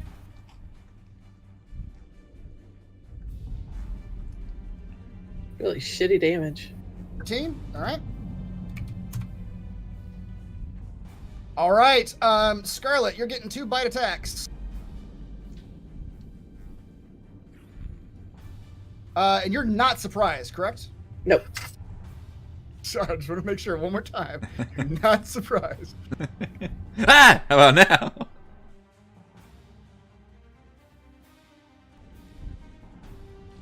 Now, would this be any kind of a aberration, celestial, elemental, fae, fiend, or undead? It would not. Oh, Chris learned. Look at that, y'all. He learned to do something that's not gonna give him disadvantage. Just have acid fleas. That's alright. I'll take that 22. That's fine. Scarlet, you pretty much immediately realize. Hey, look, I'm back down to my original hit points. Oh, yeah. And then it's going to claw at you, Scarlet. Okay. Scarlet, 29 slashing, and you realize, Scarlet, almost immediately that your problems aren't even necessarily the creatures biting and grabbing at you, but as this insectoid creature latches onto your legs with its forearms, it begins dragging you into the acid. Ha. Oh. Can it do that with my spell on? Yeah, I can't go under. It's the. You can walk on the water if you're choosing to walk on the water, but it is dragging you underneath physically. Hmm. I think if it lets go of you, you automatically come back up. Yeah, it does say. The spell says that, right? Yeah, if they're submerged in a liquid, it carries them to the surface. Yeah. Although she does have to be within 30 feet of you. Just be within 30 feet for that I to go am. off. Yeah, so even if it takes me here. Scarlet, you get dragged into the acid. And You just hear, of course. Yep. And as your body gets dragged down to the acid, you take 27 acid damage. Okay. That one's not going to attack. It's just going to dive into the acid next to the other one because it's already ready for its meal. Kaylin, you're getting the same thing, a bite and a claw. Didn't order those. 25 slashing. They do have a +8 to hit, in case y'all were wondering. Oh, wait. Save me, Tim. Yes. Oh, yes. I zoned out for a second. I'm going to use my Infernal Aegis and give that guy disadvantage. Ooh. On the bite or on this claw? Bite. Okay. Yeah, Reroll on the bite. Dragged. Does a 17 hit you? Fuck, I'm a 17, yeah. Alright, I'll leave you the same Barely hits me. damage. 25. Claw that attacked you does 24 damage. And Galen, it begins immediately doing the same thing, dragging your body down into the acid. I just took 49 damage? Took plus that. Sorry, how much? What? Yeah. That's the acid. Oh. That's not good. Oh my god. Alright, I'm not doing so good. That is Tim, horrendous. you get a bite and a claw. Yelp. No. No. Fuck you. You stand strong. All right. That's their turn. Tim.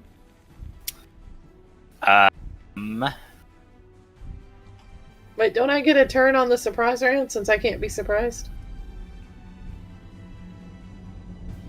Since you're not surprised, it's a regular round for you. Yes. Mm-hmm. Okay. Then yes, you do. So because I'm grappled, all I can do is try to make the grapple escape, right? You could try to attack it if you wanted to, but you could also just try to. It takes an action to try to break in this grapple. Yes. Which saving throw is it? It's a 15. A strength. For what?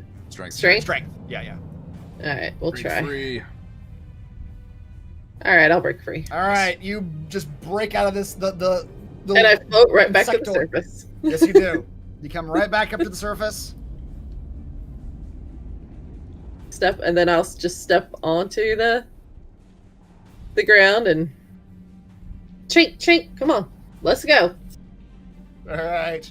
Your armor and what you're wearing is sizzling a bit, but it's more you that's taking this damage from the acid. Mm-hmm.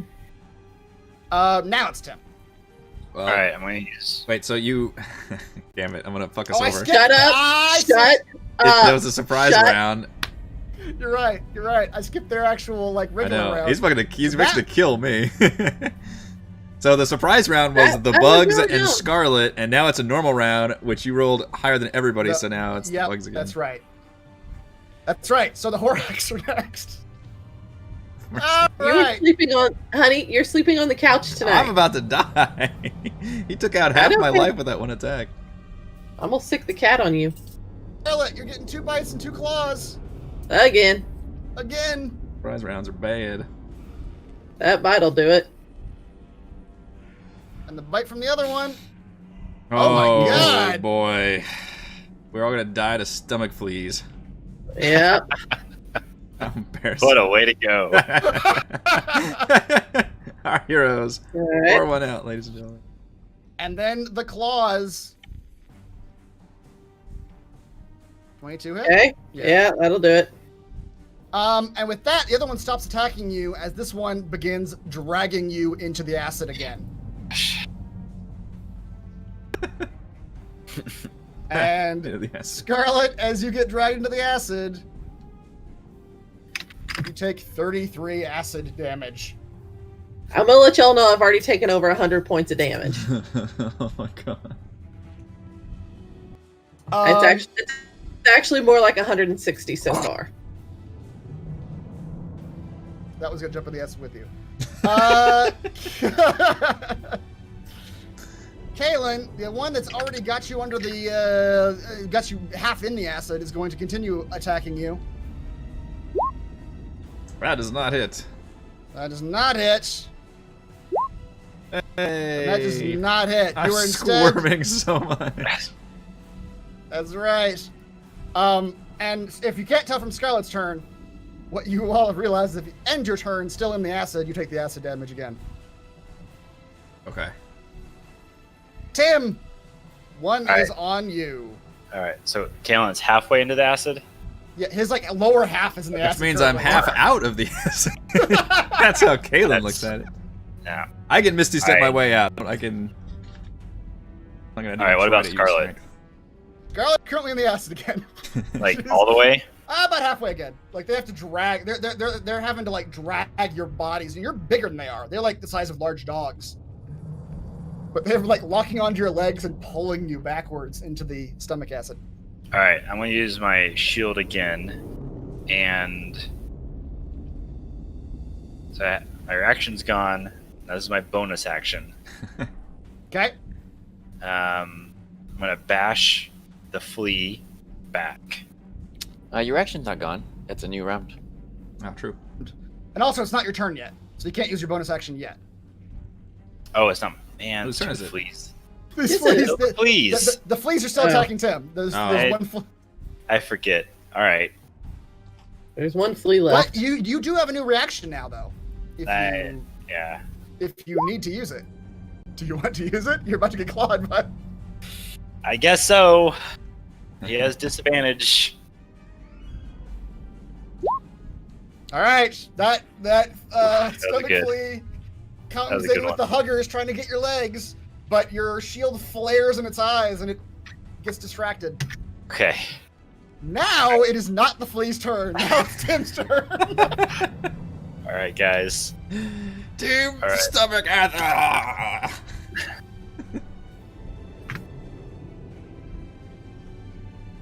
I'm gonna.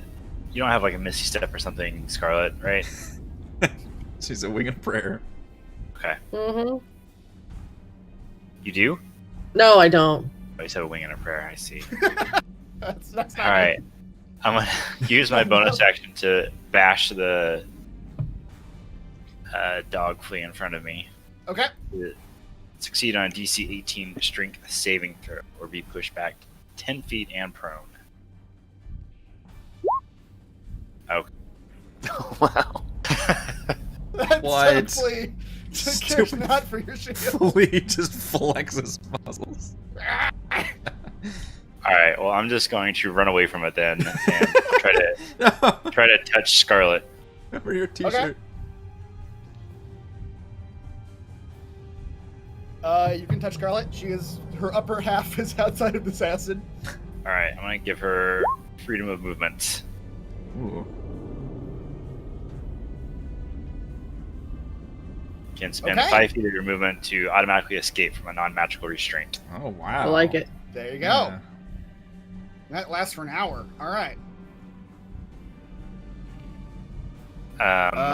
There you go. And then, yeah, A boot. I'll stay there. Okay. Dix, you see the lining of the lung. The lining of the lung is falling apart and forming into tendril-like creatures that I will show you.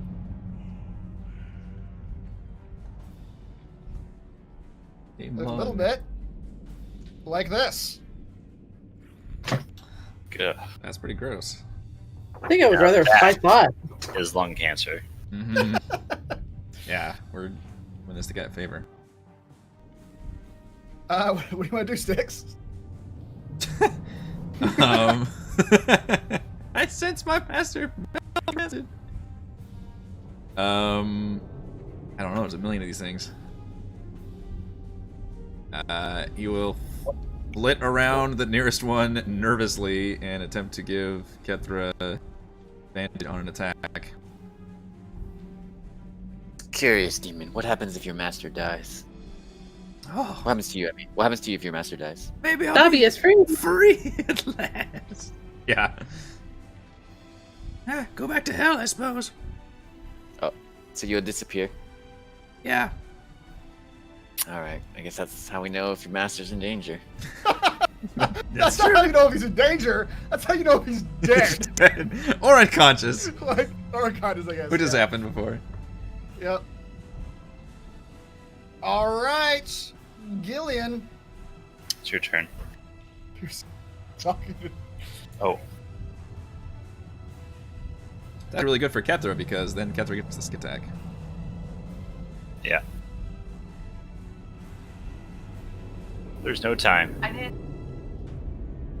So that Attack the nearest thing. went away from us, like to the side, so that like all the creatures have to like go toward it. Okay. She wants to throw the heart of the idol to the side so all the creatures have to go towards it. Oh. Okay. Yeah, the charming thing. Yeah, you can absolutely do that. I was hoping they were non-mobile. You don't necessarily know, but Yeah, we actually don't know. I was hoping. that's not good.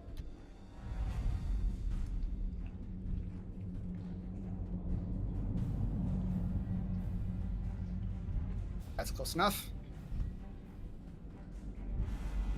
Yep. All right. To the side, like left side. Sure. Yeah. All right.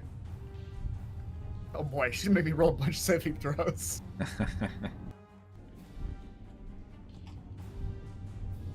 All right. So she throws the heart of the idol, which I have to read this again. The next minute, any creature that starts its turn within 60 feet of the idol or the heart can see it must make a DC 17 Wisdom saving throw. Could she put it where she is and then she runs forward? Yeah, sure. That way they're not like swarming around. Around you us. guys. Yeah. Yeah. There you go. Yeah. All right. All right. That is what Gillian does in her turn. Kaylin, you're an acid, son. I said you're an asshole. I was like, no. How dare you, sir?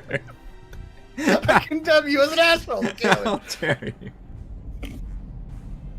Yes, and Kalen is not strong enough to free himself, but thankfully Misty Step is one of the best spells in the game. I will cast that as a bonus action. Get the ever-loving fuck out of the acid. And we'll teleport further into the stomach. Great.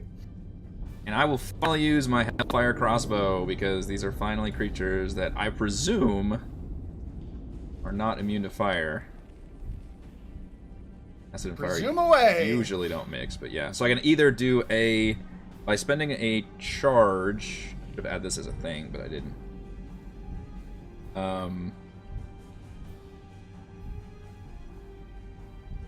Expend one charge on a crossbow as an action to cause the flame to spew forth as your choice of a 30-foot cone or a 60-foot long, 5-foot wide line. Each creature in the fire must make a DC 17 Dex saving throw for 5d6 fire damage. So if you'll let me, I'd like to shoot it, obviously, across. Try to hit these three assholes. is a Yeah, 60 I can foot. see how a 5-foot line would. Yeah. In this position, shoot a 60-foot line of a flamethrower, basically with a long nozzle.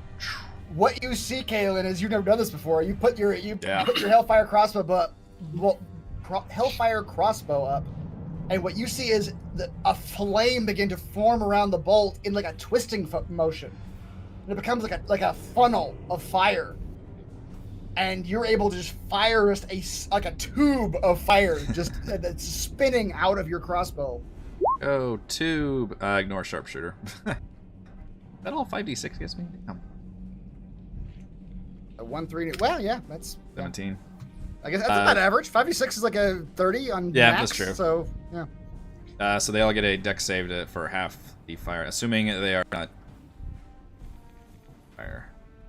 Find out.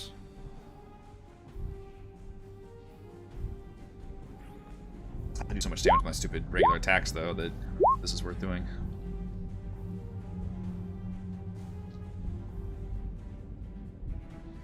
I wanted to do it, damn it. That's right. All right, the last one, Kaylin, you see that your fire burns through the first two. The last one seems to resist it somewhat. But it does, you do look like you burned those front two stomach crickets pretty good. Okay. Not immune to fire, that's good.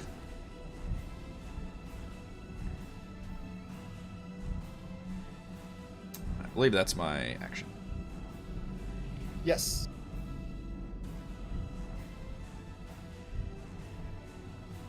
The mass of tendril creatures surrounding. I hate you so much, Gillian. You're gonna make me roll. I don't even know how many. 1, 2, 3, 4, 5, 6, 7, 8, 9, 10, 11, 12, 13. 13 saving throws. Good lord. Couldn't you just roll a 13d20? What would that tell me, though? Well, doesn't it give you Divide the it by. individual numbers? Well, Doesn't it- yeah, Oh, when it you, would be- yeah, it would you have be over, numbers? yeah. And you just look at which ones and then whatever plus They their all have Whatever modifier. the modifier is, yeah. So what is it? What Save? Yeah, what is the save? what for? is it? It's a wisdom, and it's a DC 17. And then what's their modifier? 2. So yeah, everybody rolls a 15, succeeds. All right, let's try that. /roll A group check. There's some if they're firm rules or 13 not, but D20. roll mass things like that. Oh my goodness. 1, 2, 3, 4, 5, 6, 7 of them fail. It's actually pretty good for. Yeah, half of them failed. Probably about how you'd rule it if you Yeah. were just like hand waving, so. And actually, well, I'll just do it. So this one, this one, this one. Didn't number your tendrils. No, I didn't.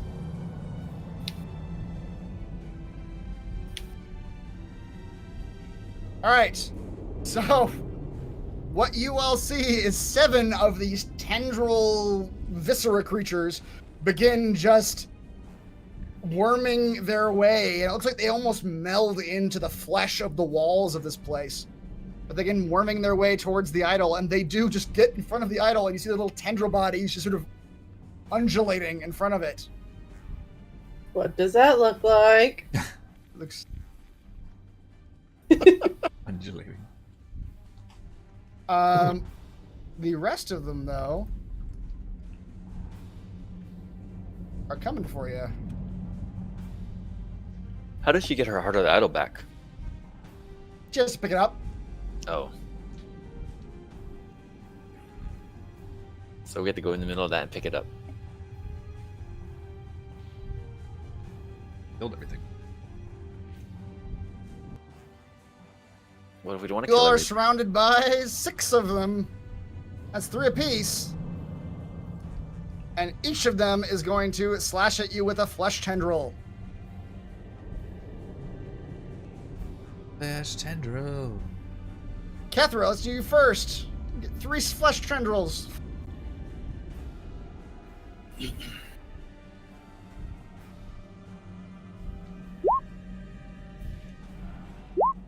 Seven for 11 bludgeoning damage as it smacks you across the face. Take it a plus 15.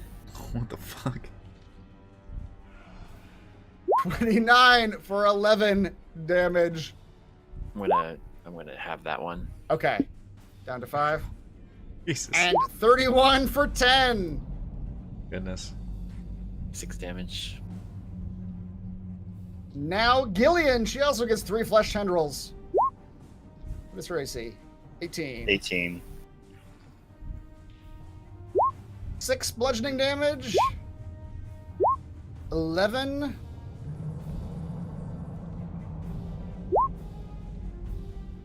And a crit. Wow. Hold up, For hold four- up, Oh, okay. hold up. All right, what do you got? 14 damage, huh? She'll accept It's it. actually not a bad crit. Yeah, now that you see the Yeah. damage, it's like, it's... Acceptable. So she takes a total of 17 plus 14, 31? Is that right? I've been doing it as we went along. Okay, good. Thank God for you.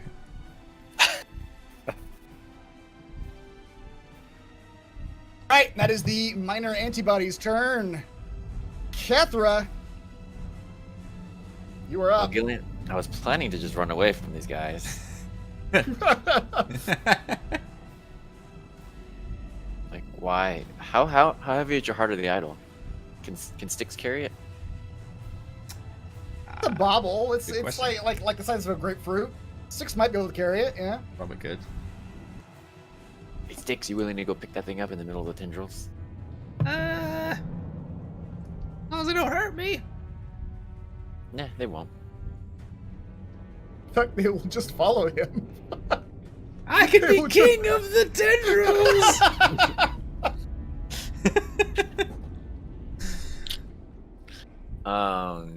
Where's that asshole demon hunter now? Lure him in An army here. of flesh tendrils. What a twist. I mean, Gillian, you and I can only do like 3 attacks at a time, so. Yeah, you guys have the horde of guys and no AoE abilities. Right. I don't know about you, but I'm leaving. So I'm getting the fuck out of here.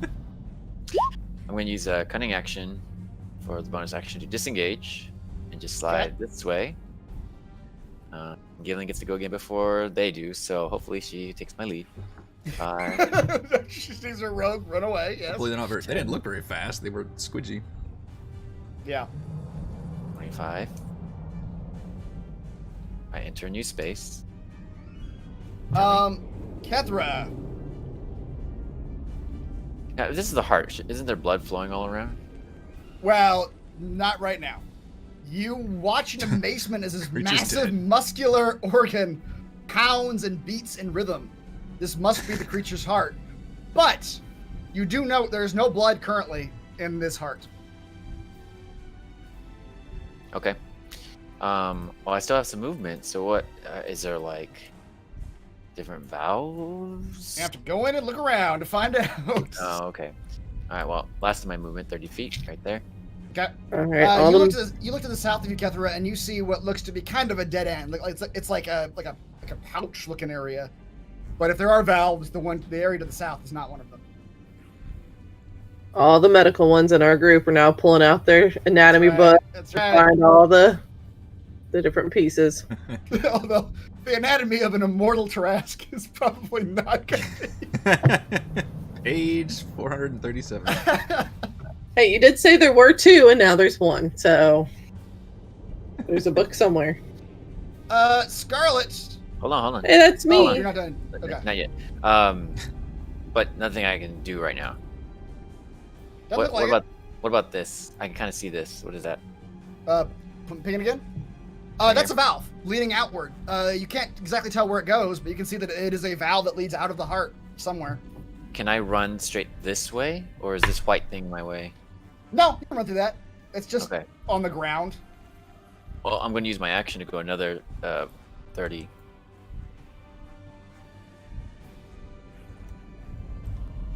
Like, Okay. do I go around this thing, or I can't tell what I'm looking No, at. you can go through it. It's like on the ground. It's like the part of the fleshy ground. Okay, so I can just walk straight. Okay. Yeah. Well, there's my 30 more feet. Okay. Now All it's right, going Scarlet. That's me. You are currently being held in acid, but you have the freedom of movement spell on you. Yep. So she's just gonna do a little wiggle, Wiggle, wiggle. get out of the acid. So it's 5 to get out, and 10. Oh shit! I can't get too far because I'm in with these guys here. They hurt. How damaged are they after that fire? Looks very damaged. One of them has been hit by 2 of you. This top one here, and it looks like you've like crushed its chitinous like plating in various places with your fire and your I think it was a sword or something. All right. Well, she's gonna stand on the sinew, not in the green You still stuff. got the water walk. If you're once you're Yeah. Yeah. So once I'm up, I'm standing on the water. Okay. Yeah. All right. I guess she'll just attack them because I can't move out and take another hit. I literally have 39 hit points left. yeah. So we'll just go with this one because that's the one that got some flame thrower on it. Will 19 hit? 19 hits. All right. I wonder how the other team is doing. You just sound like that Wilhelm scream. Yep. How much is that? 35. Scarlet, you smash down on this stomach cricket, and its like middle section crumples inward. It's barely standing. It's still alive, but you've crunched it pretty good. Crushed its middle section. It's thorax, if you will. Bugman, tell me what body part they crashed. Alright, well, she'll do it again, because even if it's still barely alive, it can still hurt later. Yeah. Oh, that's not going to do nothing. 14 does not hit. Tim, Yeah. we need your hitting thing. Oh no, that's Yes. Gillian's. That is Gillian doesn't we miss. need one less bug. All right, I'll do that. Turn that miss into a hit. Right, yes. Okay. That's Send 24. those demons back to the pit. Go Scarlet. With another 22, Damn stomach acid. Scarlet, you bring your sword down on it again, and you just split it in half this time. Okay. And that one is dead. You heal yourself with something? Yeah, I've got lay on hands and oh,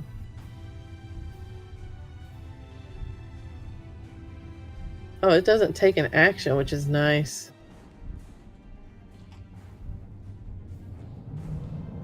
Good idea. Those Heal the thyself. cricket, They're going the next. cricket, That's the cricket right next to you, Scarlet's got his little chompers clapping. It's ready to go. Yeah. His choppers. Oh wait, no, that does take an action. Hang on, let me check my spells real quick to see if I have a bonus action one.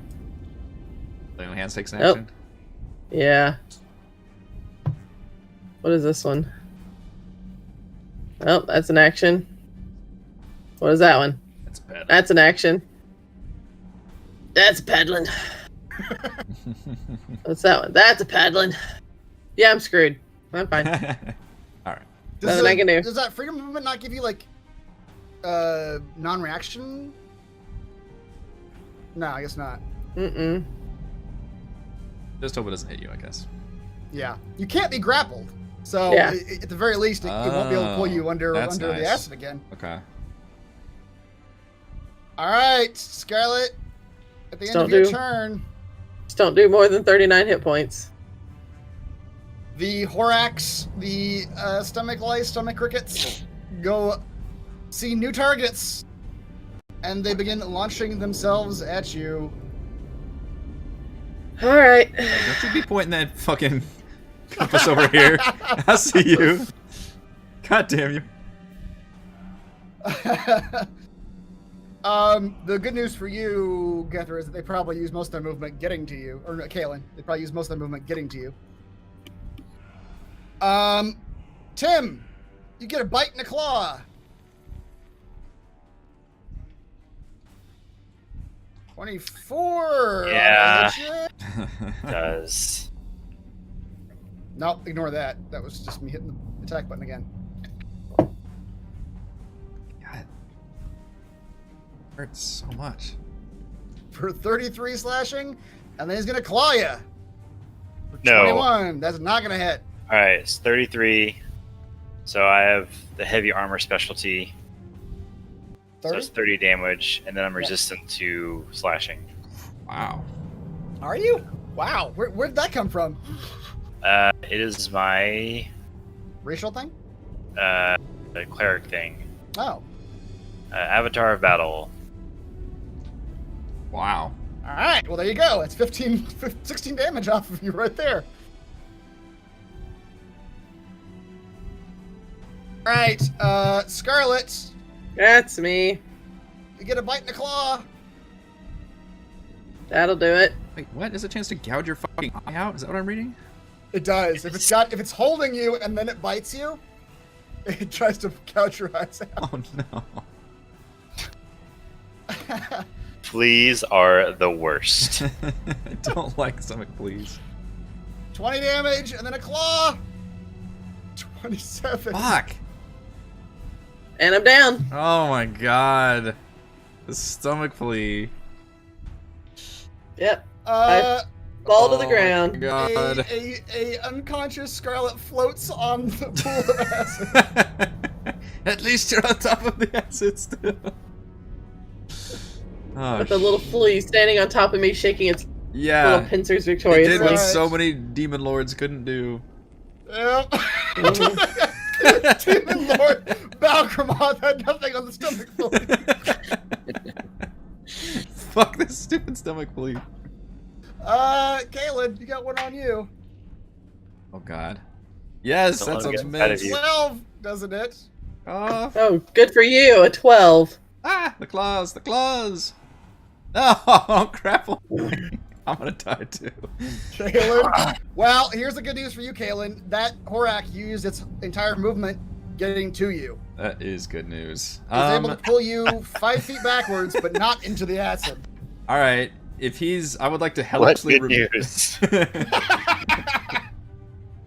I would like to hellishly rebuke him with a reaction. I don't think I've used a reaction.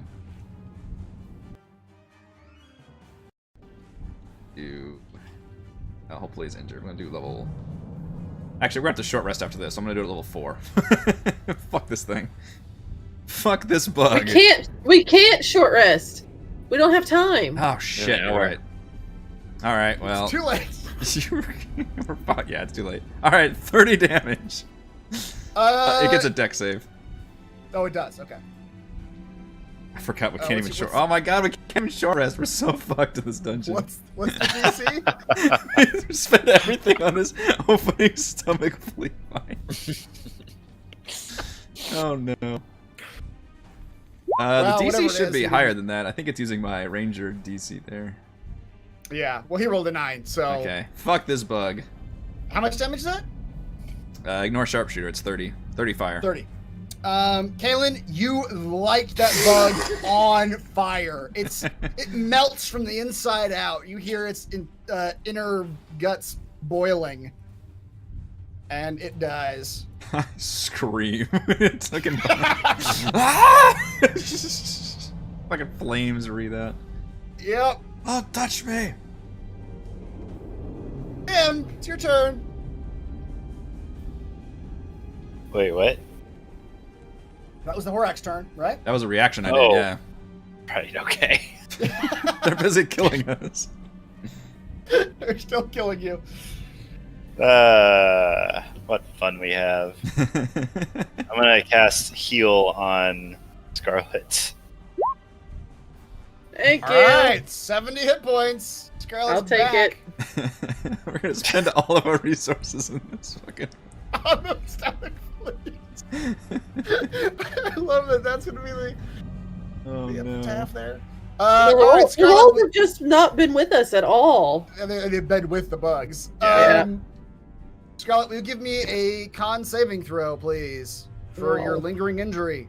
No. I don't even remember what the rules are here because it's been so long. But Oh, that's a lingering injury. I don't know if I ever saw one. It's a 12. If that matters, don't because I'm not think that- unconscious anymore. I don't think that does. our first lingering injury of the entire campaign. Wow. It's a DC 15. All right, Yeah. Scarlet, you need to roll me a D20, please.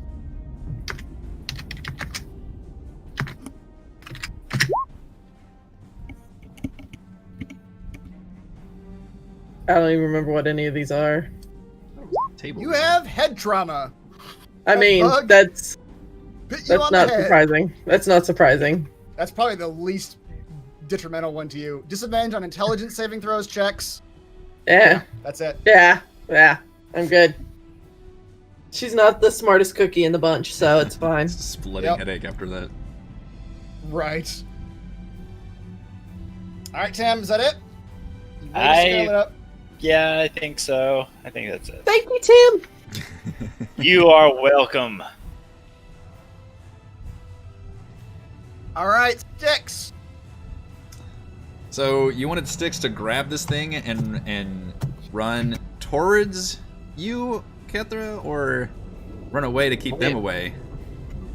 What was the last instructions? Because Styx seemed pretty pliable at the moment without Kaelin around. I'll let Galen decide because it's her orb. I don't know if she wants it back or not. That's true. So, Gillian, the situation is Kethra ran away. And he After- told you to run away, too. Right. After Uh-huh. discussion, Uh-huh. only 2 of us can attack 3 times total versus their 13 attacks. So I chose to run. Kethra is good at math. But I don't know if you want your orb back. Where'd my orb go? It's sitting in the It's center out. of this lung down here, and there are 7 of those flesh tendrils worshipping at the orb right now. Yeah. You distracted 7 of them. We're Uh-huh. thinking if we needed to, Styx could fly in and grab it. I guess he'd have to use an action to disengage. I don't know how far. We really think we can't attack these things? We don't. Oh, we could attack them, Killian but feels the bloodlust.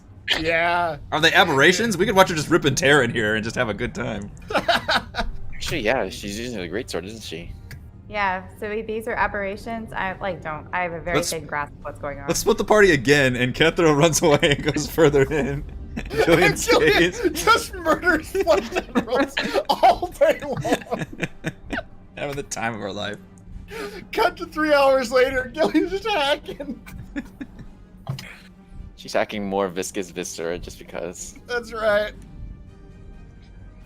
So these little things in the lungs are aberrations.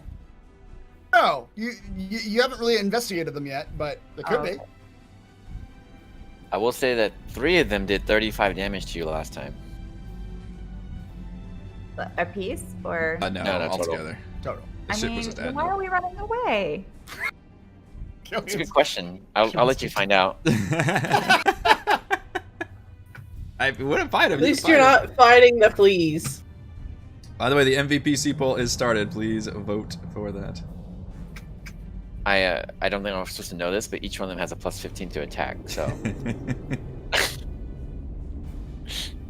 Okay, well, you can have Styx, I guess, take the orb and carry it away.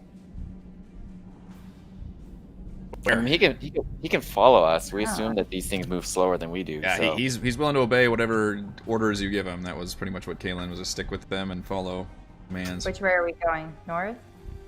Northwest, yes. Okay. Plus, couldn't you just turn it off at some point when we're far away enough?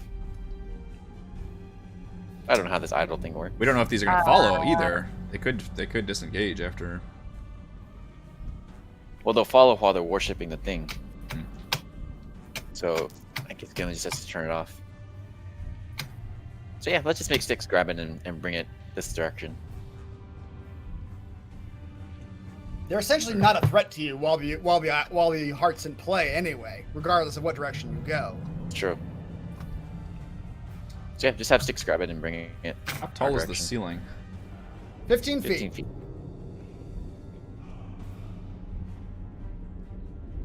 Okay, is that what you want to do? You want to grab it?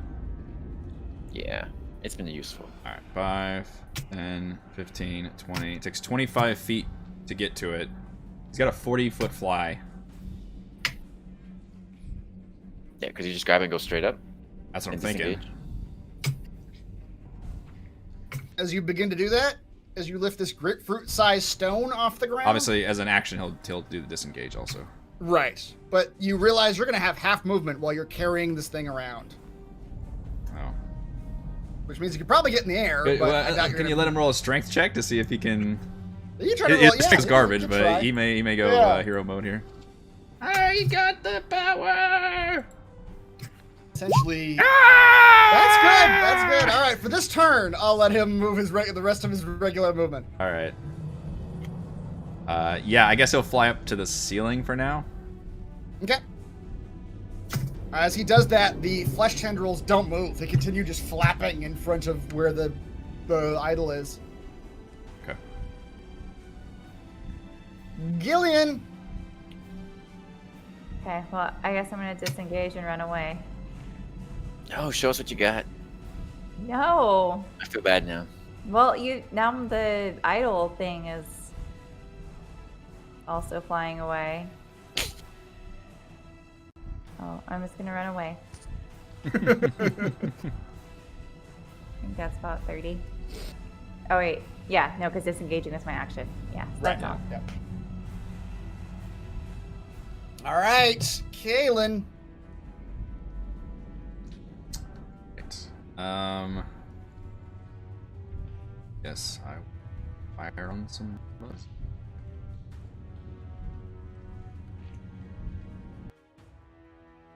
I'm not going to bother putting any things on there, and they are not my favorite enemy, but I will keep sharpshooter on.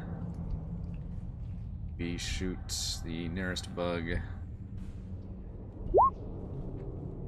19.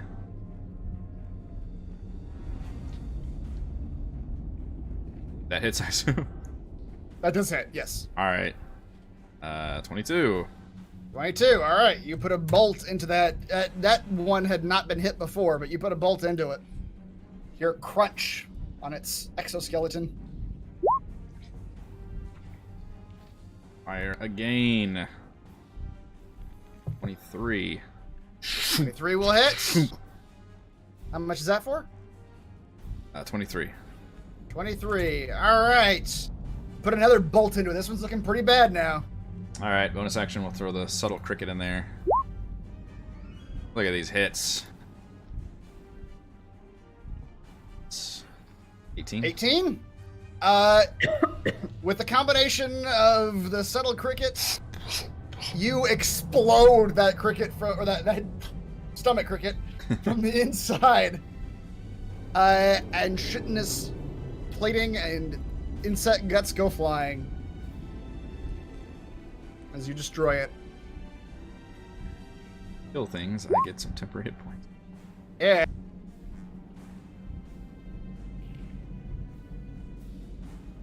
Is that it?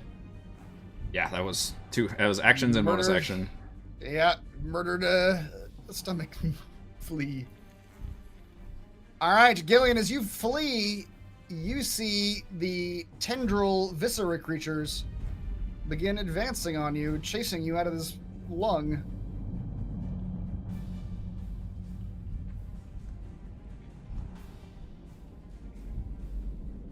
But I believe only 3 of them can actually make it to you. The 7 in the southern end are still worshiping at your idol, which is now in Styx's grasp, hovering above the ground. But 3 of these flesh tendrils are going to attack you. The first does 9 bludgeoning damage. The second does 10. And the third does 9.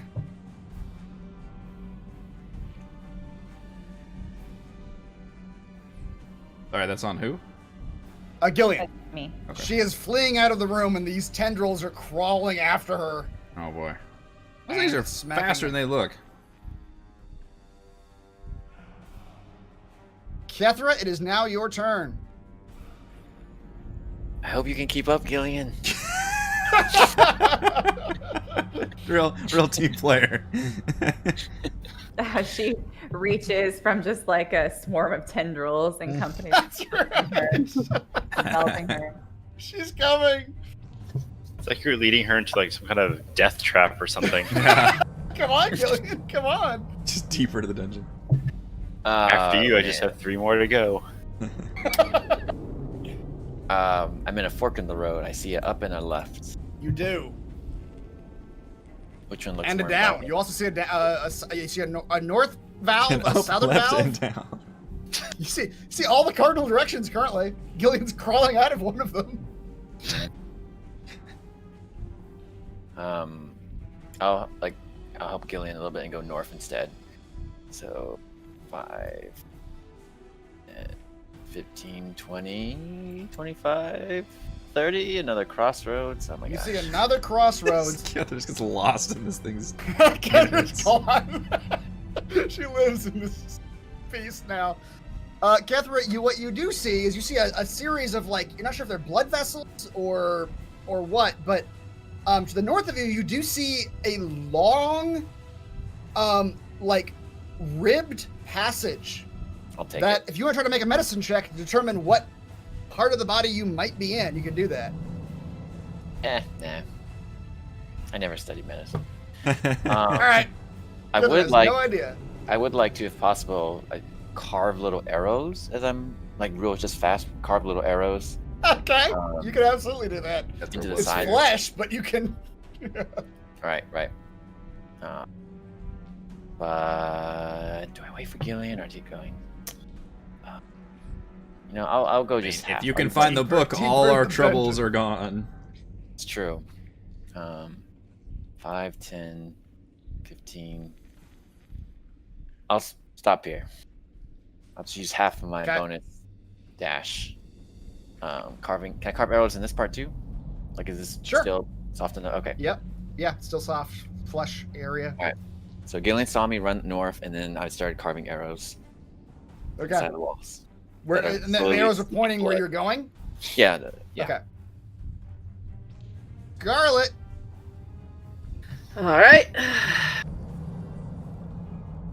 This is Here. a terrible maze, isn't it? Sounds like it. Will hit. Splitting the party was definitely the right choice. For 18. Still alive? Still alive. That one's taking some damage, but Oh, look at that. Oh boy. That is the 2. crit fail. No, that is 3 crit fails for tonight in different areas. So, if I add my thing on there, is that still a crit fail, Hmm. even with the plus 10? I think it is because I still rolled a 1. That's a good question. I think I would say that because it's a magical effect you're using that's like affecting the way they attack, I would say that counters the crit fumble of it all. All right, Because 23 you're literally guiding her at her sword with your magic. Oh, creator, ignore what I said earlier. I've always believed in you. A 23 will hit then. As Tim guides your blade. We've needed all this shit too. 27. Mm-hmm. Scarlet, you smash that final bug, and its guts go pouring out onto this floor of this stomach. And with that, the stomach is quiet. Kethra wanders through unknown tubes, and Gillian still flees from flesh tendrils. And Styx becomes god of the flesh tendrils. And with that, I believe we will call it for this evening. Goodness. Who was our MVP? It was Tim, although Scarlet was a close second. Oh, really? Okay. People like it when Scarlet takes an insane amounts of damage. As they That should. definitely happened this time. As they Yep. should. All right, thank you. 242 hit points worth of Holy damage. shit. Wow. Thank you to Reese, Michelle, Raymond, Heather, and Eric. And thank you to our wonderful fans for watching. Thank you to DM Chris. Go to roguewatson.com for recaps and patreon.com/roguewatson if you would like to support the channel. Head on over to our